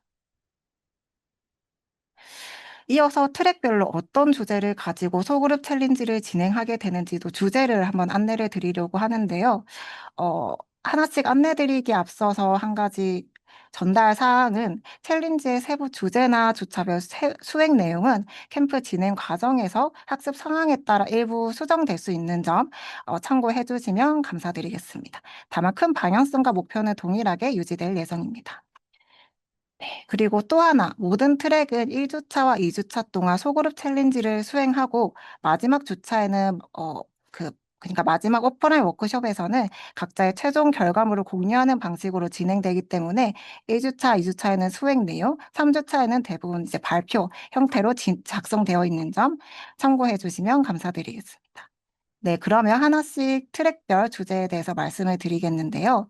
먼저 트랙 1, 파이썬 트랙에서는 나만의 할 일 관리 프로그램을 주제로 AI의 도움을 받아서 실제로 동작하는 한 웹 애플리케이션을 구현을 해볼 예정입니다. 그래서 이 프로그램의 목표는 팀원들과 함께 기획해보고 기능을 실제로 학습 내용 기반으로 해서 기능을 하나씩 구현을 해보고 본인만의 프로그램을 만들어가는 것이 목표입니다. 다음으로 트랙 2 데이터 분석 트랙에서는 데이터 분석 과정인 만큼 본인이 관심 있는 주제, 분야에 대한 데이터를 가지고 이 데이터를 같이 분석을 해보고 그 결과를 기반으로 하나의 분석 레포트, 하고 레포트가 웹사이트 형태가 될 수도 있겠죠. 그런 다양한 형태의 리포트를 만들어 보는 것을 목표로 하게 됩니다. 그래서 데이터를 통해서 어떤 인사이트를 도출할 수 있는지 그리고 그 내용을 어떻게 설득력 있게 시각화해서 전달할 수 있는지에 대해서 좀 이 소그룹 챌린지를 통해 경험을 하시게 될 예정입니다. 네, 트랙 3 AI 에이전트 트랙은 일상에서 겪는 문제를 해결하는 맞춤형 AI 에이전트를 구현하는 챌린지를 진행하게 될 예정입니다. 각자가 겪고 있는 뭔가 불편한 점이나 혹은 뭐 관심 있는 만들어 보고 싶은 주제가 있을 것 같은데요. 그래서 AI 에이전트를 만들어서 이 문제를 한번 같이 에이전트를 통해서 해결을 해보는 걸 목표로 하게 될 것 같습니다. 마지막으로 트랙 4 콘텐츠 제작 트랙에서는 AI 광고 영상을 제작을 하게 될 예정입니다. AI를 활용해서 팀원들과 함께 콘텐츠 기획안을 도출해보고 이미지 기반 컷을 구성한 뒤 영상 콘텐츠를 완성하는 것이 목표입니다. 다시 한번 안내 드리자면 챌린지 주제 및 주차별 수행 내용은 진행 과정에서 수정될 수 있는 점 참고해 주시면 감사드리겠습니다. 그리고 또 하나 같이 안내 드릴 사항은 이런 주제나 뭐 학습 내용을 이제까지 안내 드렸는데 내가 3주 동안 이 챌린지 혹은 이 캠프를 잘 수행할 수 있을까 고민이 되시는 분들도 있을 것 같아요. 특히 입문하시는 분들은 그런 걱정이 있을 것 같은데요. 저희는 3주간 이런 챌린지 그리고 교육을 잘 프로젝트를 잘 수행하실 수 있도록 각 소그룹에는 담당 퍼실리테이터님을 배정을 해드릴 예정이에요. 그래서 퍼실리테이터님 약 어, 한 분당 약 5개에서 6개의 조를 담당을 하시게 될 텐데, 과제 진행 과정 전반에 걸쳐서 질문 응대도 해주실 거고, 방향 설정에 대해서도 조언을 해주시면서, 어, 적극적으로 지원을 해드릴 예정이니까요. 너무 걱정하시지 마시고 참여하시면 좋겠습니다. 어, 네. 다음으로는 캠프 참여 전 안내사항과 운영 관련해서 미리 알고 계시면 좋은 내용들을 간단히 말씀을 드리겠습니다. 먼저 AX 캠프에서 사용하게 될 주요 소통 채널에 대해서 안내를 드리겠습니다. 어, 그 채팅에도 아까 뭐 링크를 못 받았어요 하시는 분이 계셨던 것 같은데요. 오늘 이 설명회가 끝난 이후에 문자와 메일을 통해서 카카오톡 오픈 채팅방 초대 링크를 일괄적으로 발송을 해드릴 예정입니다. 그래서 해당 문자와 메일 확인하셔서 참여를 하시면 되고요. 해당 오픈 채팅방은 AX 캠프 전체 공지 전달을 위한 전용 채널로 운영이 됩니다. 그래서 일정이라든지 주요 안내사항에 대해서 모두 이 카톡방을 통해서 가장 먼저 공지가 될 예정이니까요. 링크를 받으시는 대로 바로 입장하셔서 알림 설정 꼭 켜두셔서 공지사항 놓치지 않도록 주의해 주시면 좋겠습니다. 그리고 채팅방에 입장하신 후에는 상단에 공지라는 걸 보실 수 있어요. 그래서 해당 공지에는 트랩별 운영 페이지 링크와 뭐 제출이 필요한 서류라든지 아니면 오늘 이 진행된 OT 자료와 녹화본 정보를 업로드 해두었으니까요. 그런 부분도 함께 확인해 주시면 감사드리겠습니다. 또한 오픈 채팅방에는 각 분야별 담당자가 함께 참여하고 있습니다. 그래서 문의사항이 이 채팅방에 들어오시면 채팅을 치실 수 없으실 텐데요. 문의사항이 있으실 경우에는 각 분야별 담당자의 프로필을 눌러서 1대1 오픈 채팅으로 메시지를 남겨주시면 최대한 빠르게 답변을 드릴 수 있도록 하겠습니다. 예를 들어 학점 연계와 관련해서 문의사항이 있으시다면 AX 학점 연계 담당자님 프로필을 눌러서 1대1 오픈 채팅방을 누르실 수 있습니다. 그래서 1대1 오픈 채팅방을 통해서 문의해 주시면 담당자님께서 관련 답변 드릴 예정입니다. 다음으로는 패들렛인데요. 패들렛은 트랙별 공지 확인과 Q&A 그리고 소그룹 챌린지 활동을 위한 핵심 소통 공간으로 활용이 될 예정입니다. 트랙별로 이 패들렛 링크 게시판은 구분이 되어 있으며 강사님과 퍼실리테이터님들이 공지사항과 학습 자료를 해당 패들렛을 통해서 공유를 하고 또 질문에 대한 온라인 Q&A가 진행이 되는 채널이라고 이해해 주시면 좋겠습니다. 그래서 앞서 그런 소그룹 챌린지 중에서 개별 과제를 하면서 좀 급하게 해결을 하고 싶거나 궁금한 점 있으시면 이 패들렛 링크에 퍼실리테이터님마다 댓글 남길 수 있는 공간이 생길 텐데요. 그 공간 통해서 남겨주시면 저희 멘토님들, 퍼실리테이터님들이 확인 후 최대한 빨리 답변 드릴 수 있도록 하겠습니다. 네, 그리고 참고로 이 패들렛은 캠프가 진행되는 3주 동안 이런 활동들이 이루어지는 주요 공간인데요. 그래서 가입 후 입장이 가능하도록 해두었어요. 왜냐하면 이게 가입을 하신 뒤에 닉네임을 설정할 수 있는데 이때 닉네임을 저희가 강사님들과도 또 소통이 원활하게 이루어질 수 있도록 그리고 팀원분들과도 서로 식별 가능하도록 이 닉네임을 본인 이름으로 설정 부탁드리기 위해서 가입 설정을 해두었으니까요. 오늘 링크 확인하셔서 들어가실 때 패들릿 가입하시고 닉네임은 반드시 본인 이름으로 설정하셔서 해당 패들렛 링크까지 즐겨찾기 하신 뒤에 이 캠프를 준비해 주시면 감사드리겠습니다.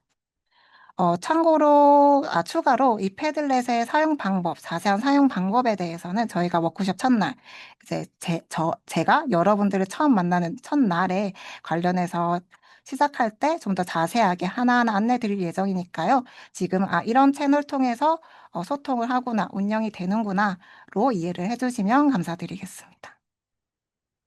네, 그래서 한번 정리를 하면 카카오톡 오픈 채팅방은 전체 공지와 주요 안내 사항을 확인하고 또 필요에 따라서는 1대 채팅방을 통해서 문의를 해결하는 공간이고요. 패들렛은 트랙별로 진행되는 트랙별로 교육이 진행하기 위한 그런 소통방으로 이해해 주시면 감사드리겠습니다. 그래서 안내드린 두 채널을 적극적으로 활용을 해주신다면 AX 캠프를 보다 수월하게 그리고 더욱 즐겁고 의미 있게 참여하시고 완주하실 수 있지 않을까 생각합니다. 그리고 이어서 수료 조건 및 진행 방식에 대해서도 안내드리겠습니다. 해당 내용은 캠프 참여와 수료 여부에 대해서 직접적으로 관련된 사항이라서 또 관심이 많으실 것 같은데요. 먼저 수료 조건은 저희 세 가지 조건을 모두 충족해 주셔야 합니다.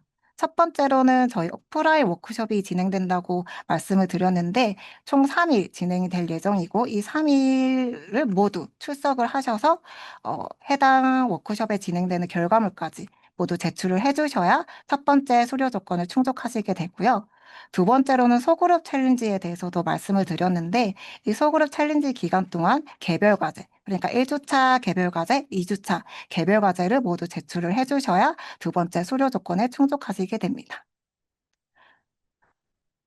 그리고 세 번째로는 모든 교육이 종료된 이후, 그리고 마지막 워크숍 날에 저희가 만족도 설문조사도 진행을 할 예정인데요. 죄송합니다. 마지막 워크숍 날에 설문조사를 하나 진행을 하게 될 예정인데요. 해당 설문조사까지 제출 완료해 주시면 모든 수료 조건에 충족하시게 됩니다.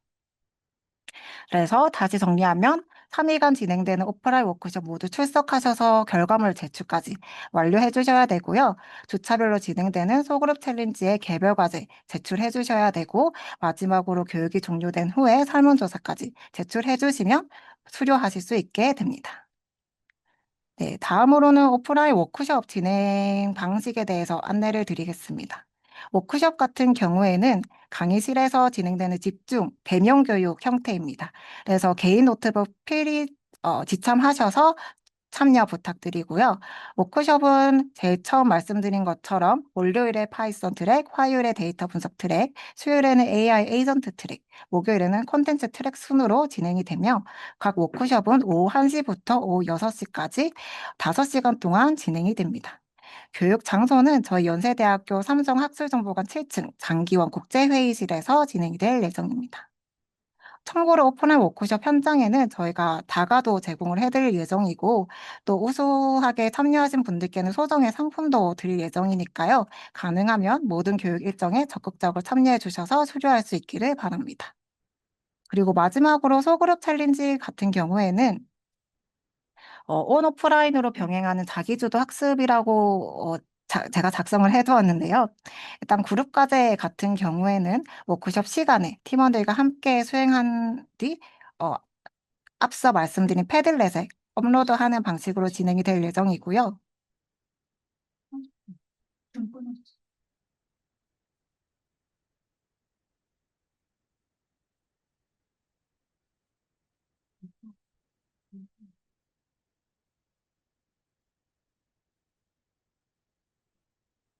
네.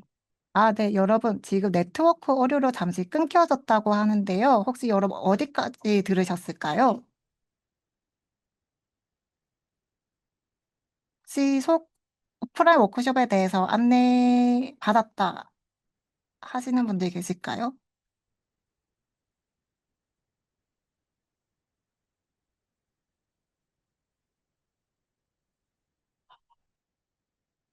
네, 감사합니다. 네, 감사합니다. 답변 주셔서 감사합니다. 네. 그러면 제가 소그룹 챌린지부터 다시 안내 드릴 수 있도록 하겠습니다. 네. 네, 소그룹 챌린지에 대해서 제가 말씀을 드리다가 네트워크 문제로 잠시 끊겼던 점 다시 한번 양해를 구하는 말씀 드립니다. 네, 소그룹 챌린지 같은 경우에는 일정은 저희 1일차 워크숍이 시작되는 첫날부터 3일차 워크숍이 종료되는 일자까지 진행이 될 예정이고요. 크게 그룹 과제, 개별 과제, 스터디로 진행된다고 말씀드렸죠. 네, 그래서 그룹 과제 같은 경우에는 오프라인 워크숍 시간에 함께 수행한 뒤에 패들렛 혹은 트랙별로 진행되는 게시판에 업로드하는 방식으로 진행이 될 예정입니다. 개별 과제는 소그룹 내에서 이제 워크숍이 끝난 이후에 다음 워크숍 전까지 본인만의 결과물 디벨롭한 뒤에 이제 자유롭게 진행한 뒤에 제출 받을 예정인데 이 제출은 설문폼 통해 제출 받을 예정이며 이거는 오프라인 워크숍 때 만나서 또 안내 드리겠습니다. 그리고 스터디는 조별로 주 1회 이상 자유롭게 모여서 스터디 진행하시면 좋을 것 같고요. 진행하신 후에 인증까지 해주시면 저희가 뭐 우수자 선정할 때 우수 성과자 선정 시 뭐 적극적으로 고려할 수 있는 점 참고해 주시면 감사드리겠습니다. 네, 그리고 캠프 전반에 대해서 이제까지 안내를 드렸는데요. 이어서 캠프 참여와 관련해서 자주 묻는 질문에 대해서도 말씀을 좀 드릴 수 있도록 하겠습니다. 총 6가지의 질문을 제가 준비를 해왔는데요. 먼저 첫 번째로는 코딩 경험이 전혀 없는데 이 캠프에 참여해도 될까요? 참여할 수 있을까요? 라는 질문을 좀 고민하시는 분들이 계실 것 같아요. 일단 가능하다라고 답변을 드리고 싶은데요. 어, 특히 트랙 1은 입문자 대상으로 설계되어서 코딩 경험이 없어도 배우실 수 있고요. 트랙 4도 마찬가지로 AI 관심이 있다면 누구나 가능하고 트랙 2, 3도 물론 코딩 경험이 없어도 뭐 기본적인 경험이 AI 뭐 챗GPT 활용해봤다 하는 분들도 들어오실 수는 있는 점 참고 부탁드립니다. 다만 정말 코딩 경험이 전혀 없다면 가급적 트랙 1과 트랙 4에 트랙 4로 먼저 입문을 해주시면 더 좋을 것 같습니다. 네, 두 번째로는 실습 도구는 제가 결제해서 준비해야 할까요? 라고 하실 수도 있는데요. 일단 아니요 라고 답변해 드리고요. 저희 캠프에서 사용하는 주요 실습 도구들은 교육용 환경으로 제공을 해드릴 예정입니다.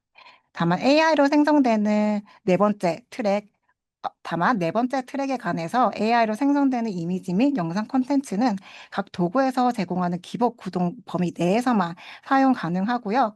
뭐 상업적 활용이나 추가 권한이 필요한 경우에는 개인별 별도 결제가 필요할 수도 있는 점 참고하셔서 트랙 4 수강생분들은 준비해 주시면 감사드리겠습니다.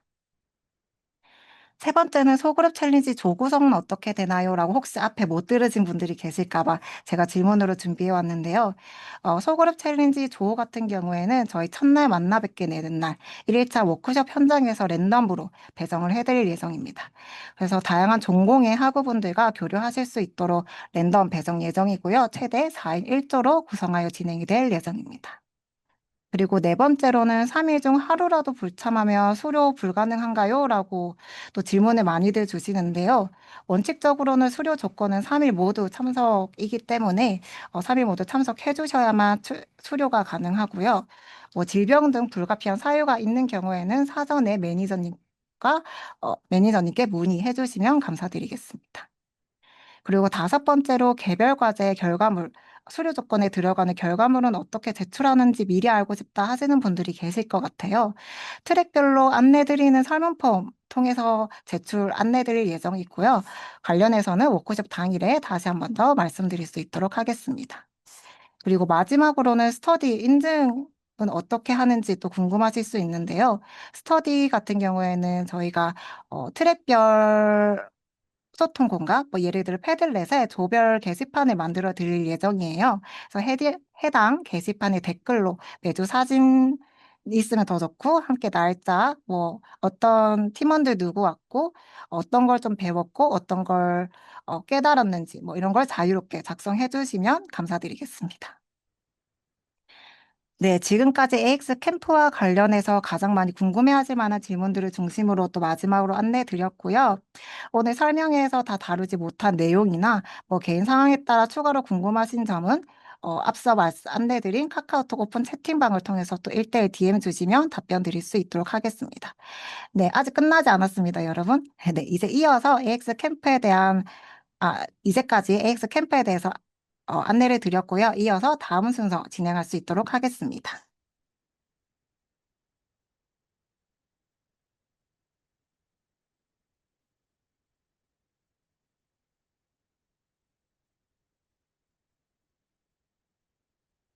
네, 여러분, 지금부터는 학점과 또 연계되는 AX 역량 인증제에 대해서 먼저 안내를 드리도록 하겠습니다.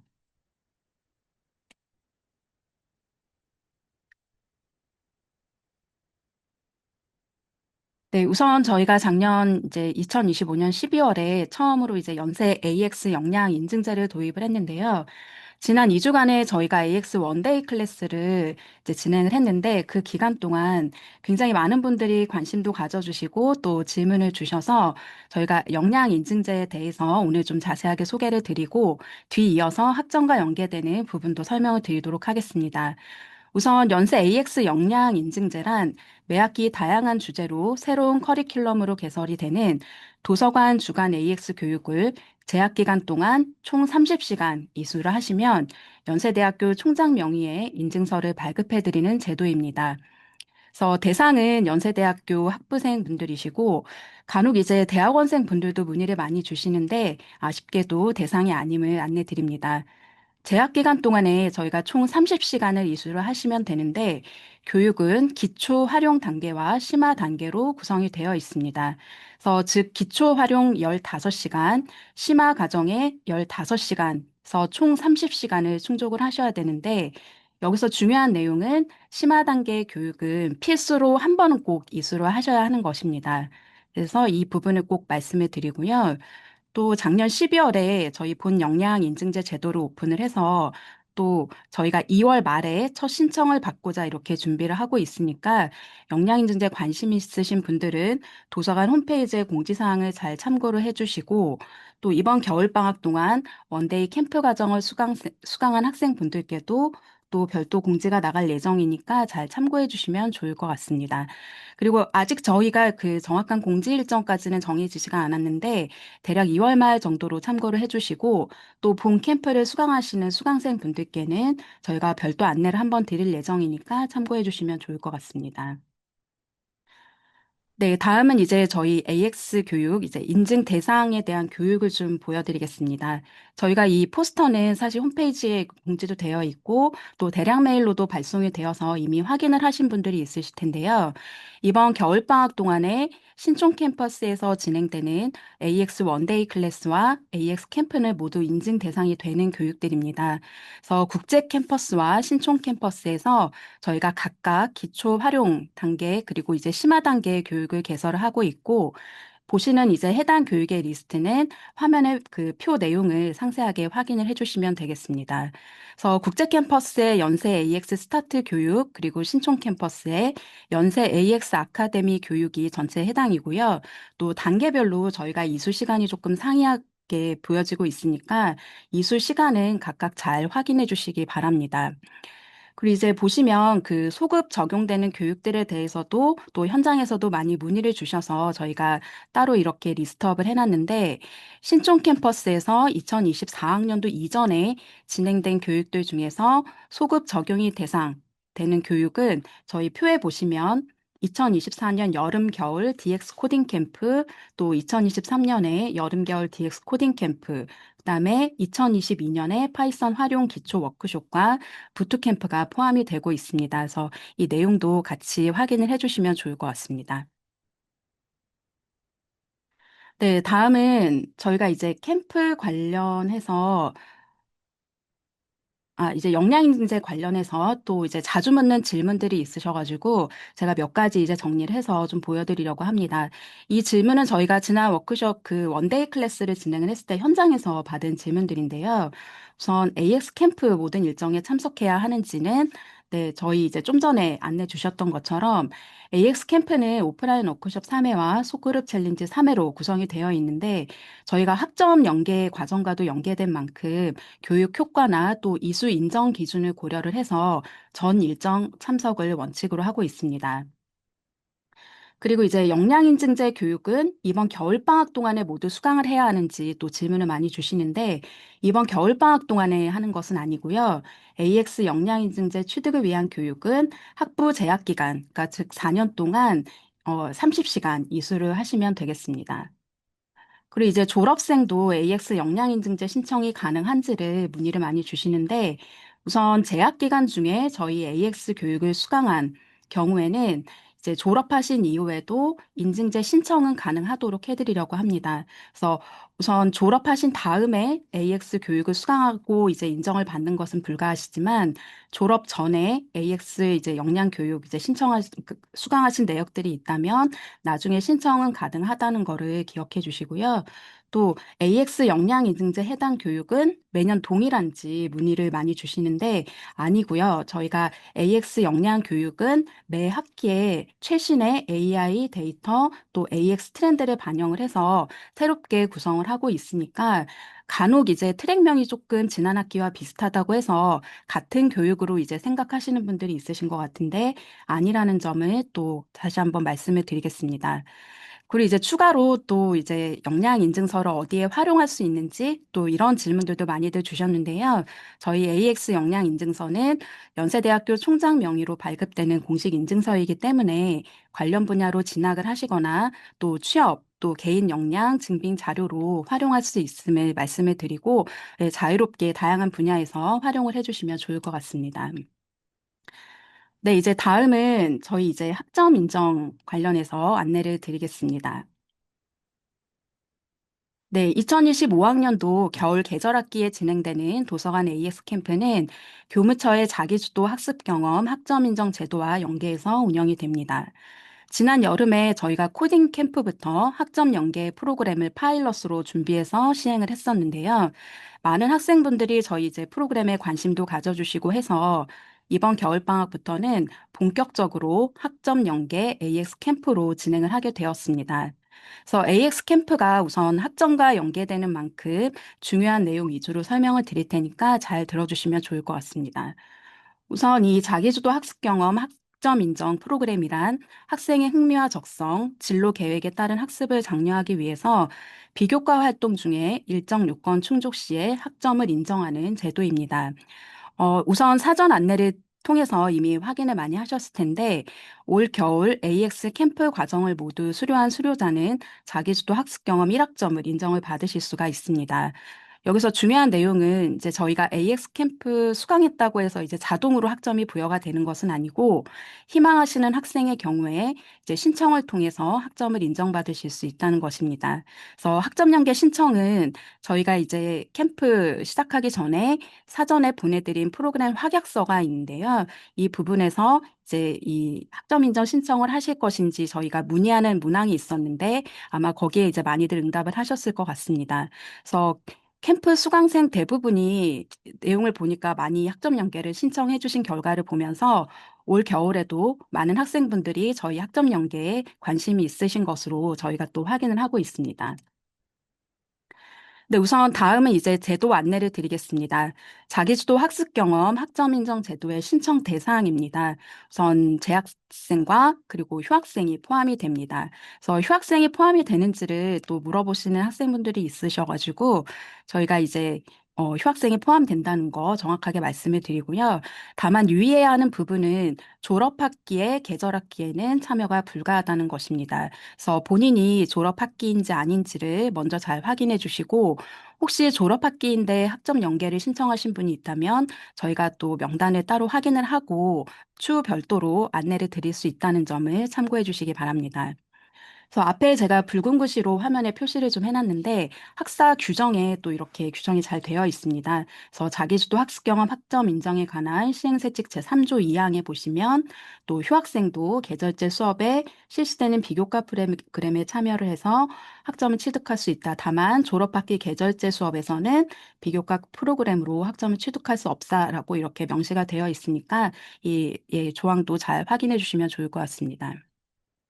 다음은 학점 인정의 범위입니다. 학기당 최대 3학점까지 인정이 되고 졸업까지 계절학기 포함해서 총 6학점까지 인정이 됩니다. 그래서 저희가 지난 그 여름방학에 진행한 AX 코딩 캠프를 예로 들면 저희가 7월에 1기 그리고 8월에 그 캠프 2기를 진행을 했었는데 이렇게 두 개의 기수를 모두 참여한 학생분들은 총 2학점까지 이제 취득을 하셨습니다. 그래서 학기당 최대 3학점까지 인정되는 학점 인정 범위를 꼭 기억해 주시고요.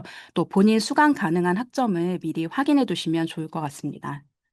그리고 아래에 보시면 평가 방식은 패스, 논패스 방식이고 여러분의 성적표에도 수료 결과에 따라서 패스, 논패스로 기재가 되는 점 참고해 주세요. 자, 그다음에 이제 학점 인정 제도 이어서 신청 절차에 대해서 말씀을 드리겠습니다. 우선 신청 절차에서 가장 중요한 거는 본인이 수료 조건을 충족했는지 여부입니다. 그래서 수료 조건은 앞서 이제 방법에서도 많이 안내를 드렸는데 첫 번째는 수강 확약서를 모두 제출을 해주셔야 되고 두 번째는 3회 현장 워크숍 참여 그리고 3주간의 소그룹 챌린지 참석을 해주셔야 됩니다. 그리고 이제 각 워크숍과 챌린지마다 부여가 되는 과제를 다 제출을 해주셔야 되고요. 그리고 제일 마지막으로는 저희 설문조사까지 참여를 해 주셔야지 모든 수료 조건이 충족이 됩니다. 그래서 아래에 보시면 신청 절차를 이제 단계별로 넣어놨는데 저희가 그 자기주도 학습 경험 학점 인정 제도를 신청하고 싶은 경우에는 우선 트랙마다는 일정이 조금 다릅니다. 그래서 3차 오프라인 워크숍 당일 오후 6시까지 이 제출 서류와 또 제출 방법 등이 있는데요. 우선 제출 서류는 자기주도 학습 경험 학점 인정 신청서가 있고 자기주도 학습 경험 성찰 저널 이렇게 두 가지의 제출 서류가 있습니다. 그래서 이 두 가지를 작성을 하셔가지고 구글 설문 폼을 통해 제출을 해주시면 됩니다. 그래서 저희가 구글 설문 폼은 아직 제공해드리지 않았고요. 3차 오프라인 워크숍 전에 다시 한번 안내 드리면서 구글 설문 폼에 대한 안내를 드릴 예정이니까 저희가 메일이나 또 문자로 드리는 공지를 잘 확인해 주시면 좋을 것 같습니다. 그다음에 이제 이 제출이 마감이 되면 이제 교무처에서 학점 인정 대상인지 여부를 확인한 다음에 등록금 납부 고지서가 발행이 되고요. 그다음에 여러분께서 직접 1학점 3만 원에 해당하는 등록금을 납부를 해주셔야지 학점 인정 전체가 완료가 됩니다. 다음 이제 등록금 납부 일정인데요. 이 부분은 이제 우선 저희가 2026년 2월 19일 목요일 9시부터 5시까지로 안내가 이제 되어 있는데, 이 일정에 관련해서는 이제 향후에 혹시 저희가 변경이 될 여지가 조금 있어서 이 부분이 혹시 변경이 된다면 저희가 전체 공지로 여러 번 또 안내를 드릴 테니까 우선은 2월 19일 목요일 9시부터 5시가 이 등록금 납부 일정이라는 거를 꼭 기억해 주시기 바랍니다. 이 고지서 납부하거나 이제 출력하는 또 이 단을 물어보시는 분들이 있으셔가지고 여기 저희가 링크 여기 위치를 넣어놨거든요. 그래서 연세 포탈에 들어가셔가지고 고지서 출력하셔서 인터넷 뱅킹이나 우리은행 통해서 납부를 하시면 된다는 거 말씀을 드리고 등록 확인에 관련한 내용도 아래 포털에서 등록금 납부 확인서 출력을 통해서 확인을 하시면 되겠습니다. 중요한 거는 당일 필수 꼭 납부를 하셔야 됩니다. 그래서 2월 19일 하루 동안만 또 진행이 되니까 절대 놓치지 마시고 납부를 해주셔야 되고요. 저희가 아마 2월 19일 날 다시 한번 문자나 또 이렇게 연락을 드릴 예정이니까 지금 이제 참여하시는 분들은 19일을 꼭 달력에다 기억을 해놓으시고 저희가 보내드리는 문자나 이런 안내에도 잘 참고해 주시면 좋을 것 같습니다. 네, 이제 다음에 저희 이제 제출해야 되는 서류 두 가지 말씀을 드렸었는데 학점 인정 신청서와 또 성찰 전화 양식입니다. 저희가 지난 코딩 캠프 때 받아보니까 약간 이제 공란으로 두시거나 또 누락되는 부분들이 있어서 저희가 붉은색으로 표시를 하면서 양식을 또 보여드리려고 하니까 지금 화면에서 한번 봐주시면 좋을 것 같고요. 우선 학생 여러분들이 내셔야 하는 제출 서류가 이렇게 두 장입니다. 그래서 저희가 이제 미리 이 공지된 양식을 이제 보내드릴 예정이고, 보시면 우선 위에 신청서부터 보시면 위에 인적사항은 여러분이 직접 작성을 해주시면 되고, 학년도는 우리가 2026년도긴 하지만 2025학년도에 겨울 계절제 수업입니다. 그래서 프로그램 명을 본인이 수강하는 그 프로그램 명에 해당하는 내용을 적어주시면 되고, 인정 학점은 1학점이고, 옆에 있는 학습 경험 학점 외에 수강 인정 학점 그냥 비워두시면 됩니다. 그리고 아래쪽에 프로그램 참가 이유에 대해서도 여러분이 네 가지 중에 뭐 하나를 선택하셔서 체크해 주시고 참가 이유에 대해서도 간략하게 작성을 해 주시면 되고요. 그다음에 자기주도 학습 경험 인정에 대한 유의사항 이 5가지도 꼭 한 번씩 읽어보시고 오른쪽에 확인란에 꼭 체크해 주시기 바랍니다. 그리고 아래쪽에 여러분의 자필 서명까지 완료하셔서 꼭 작성을 해주시고 그 옆에 보시면 이제 성찰 전후도 같이 표시가 되어 있는데 우선 저희가 그 AX 캠프 참여하시는 동안에 여러분이 이제 경험하셨던 주요 내용들 그리고 향상된 역량 그리고 성과 이런 내용들을 자세하게 적으셔가지고 같이 제출을 해주시면 되겠습니다. 그래서 양식에 대해서 오프라인 워크숍 진행하면서 저희가 또 여러 번 안내를 드릴 예정이니까 우선 양식도 네, 꼭 제출하셔야 된다는 거를 기억해 주시기 바랍니다. 네, 그리고 학점 인정 관련해서 또 자주 묻는 질문들이 있으셔가지고 저희가 간략하게 좀 정리를 했습니다. 우선 그 휴학생도 참여를 할 수 있는지 또 문의하셨는데 제가 가장 처음에 말씀드렸듯이 참여 가능하고 졸업학기에 계절 학기에는 참여할 수 없다는 점 말씀을 드리고요. 또 학점 인정 범위는 어떻게 되는지 우선 자기주도 학습 경험은 일반 선택 학점으로 인정이 됩니다. 그래서 학기당 계절학기 포함해서 3학점 이내로 본인의 수강학점 내에서 인정이 되고 졸업시까지 최대 6학점 이내에서 인정이 됩니다. 그다음에 자기주도 학습 경험 1학점의 학점 단위가 궁금하다는 질문도 있으셨는데 단위수에 대한 정의는 없고 즉 이수 학점에 산입이 되고 일반 선택 학점으로 인정받은 것으로 처리가 됩니다. 그다음에 또 성적표에 어떻게 이제 표기가 되는지 질문을 또 주신 분이 계시는데 우선 수료 여부에 따라서 패스, 논패스로 이제 기재가 되고요. 본인이 수료한 트랙명이 기재가 됩니다. 그래서 아래 보시면 뭐 파이썬을 수료하셨으면 이렇게 파이썬, 패스 1학점 이런 식으로 성적 증명서에 표기가 되니까 네, 참고해 주시면 좋을 것 같습니다. 네, 여기까지 제가 학점 연계와 또 연세 AX 역량 인증제에 대해서 또 설명을 드렸습니다. 그래서 관련해서 여러 가지 추가 Q&A 있으시면 자유롭게 채팅창 통해서 남겨주시면 저희가 답변을 드리도록 하겠습니다.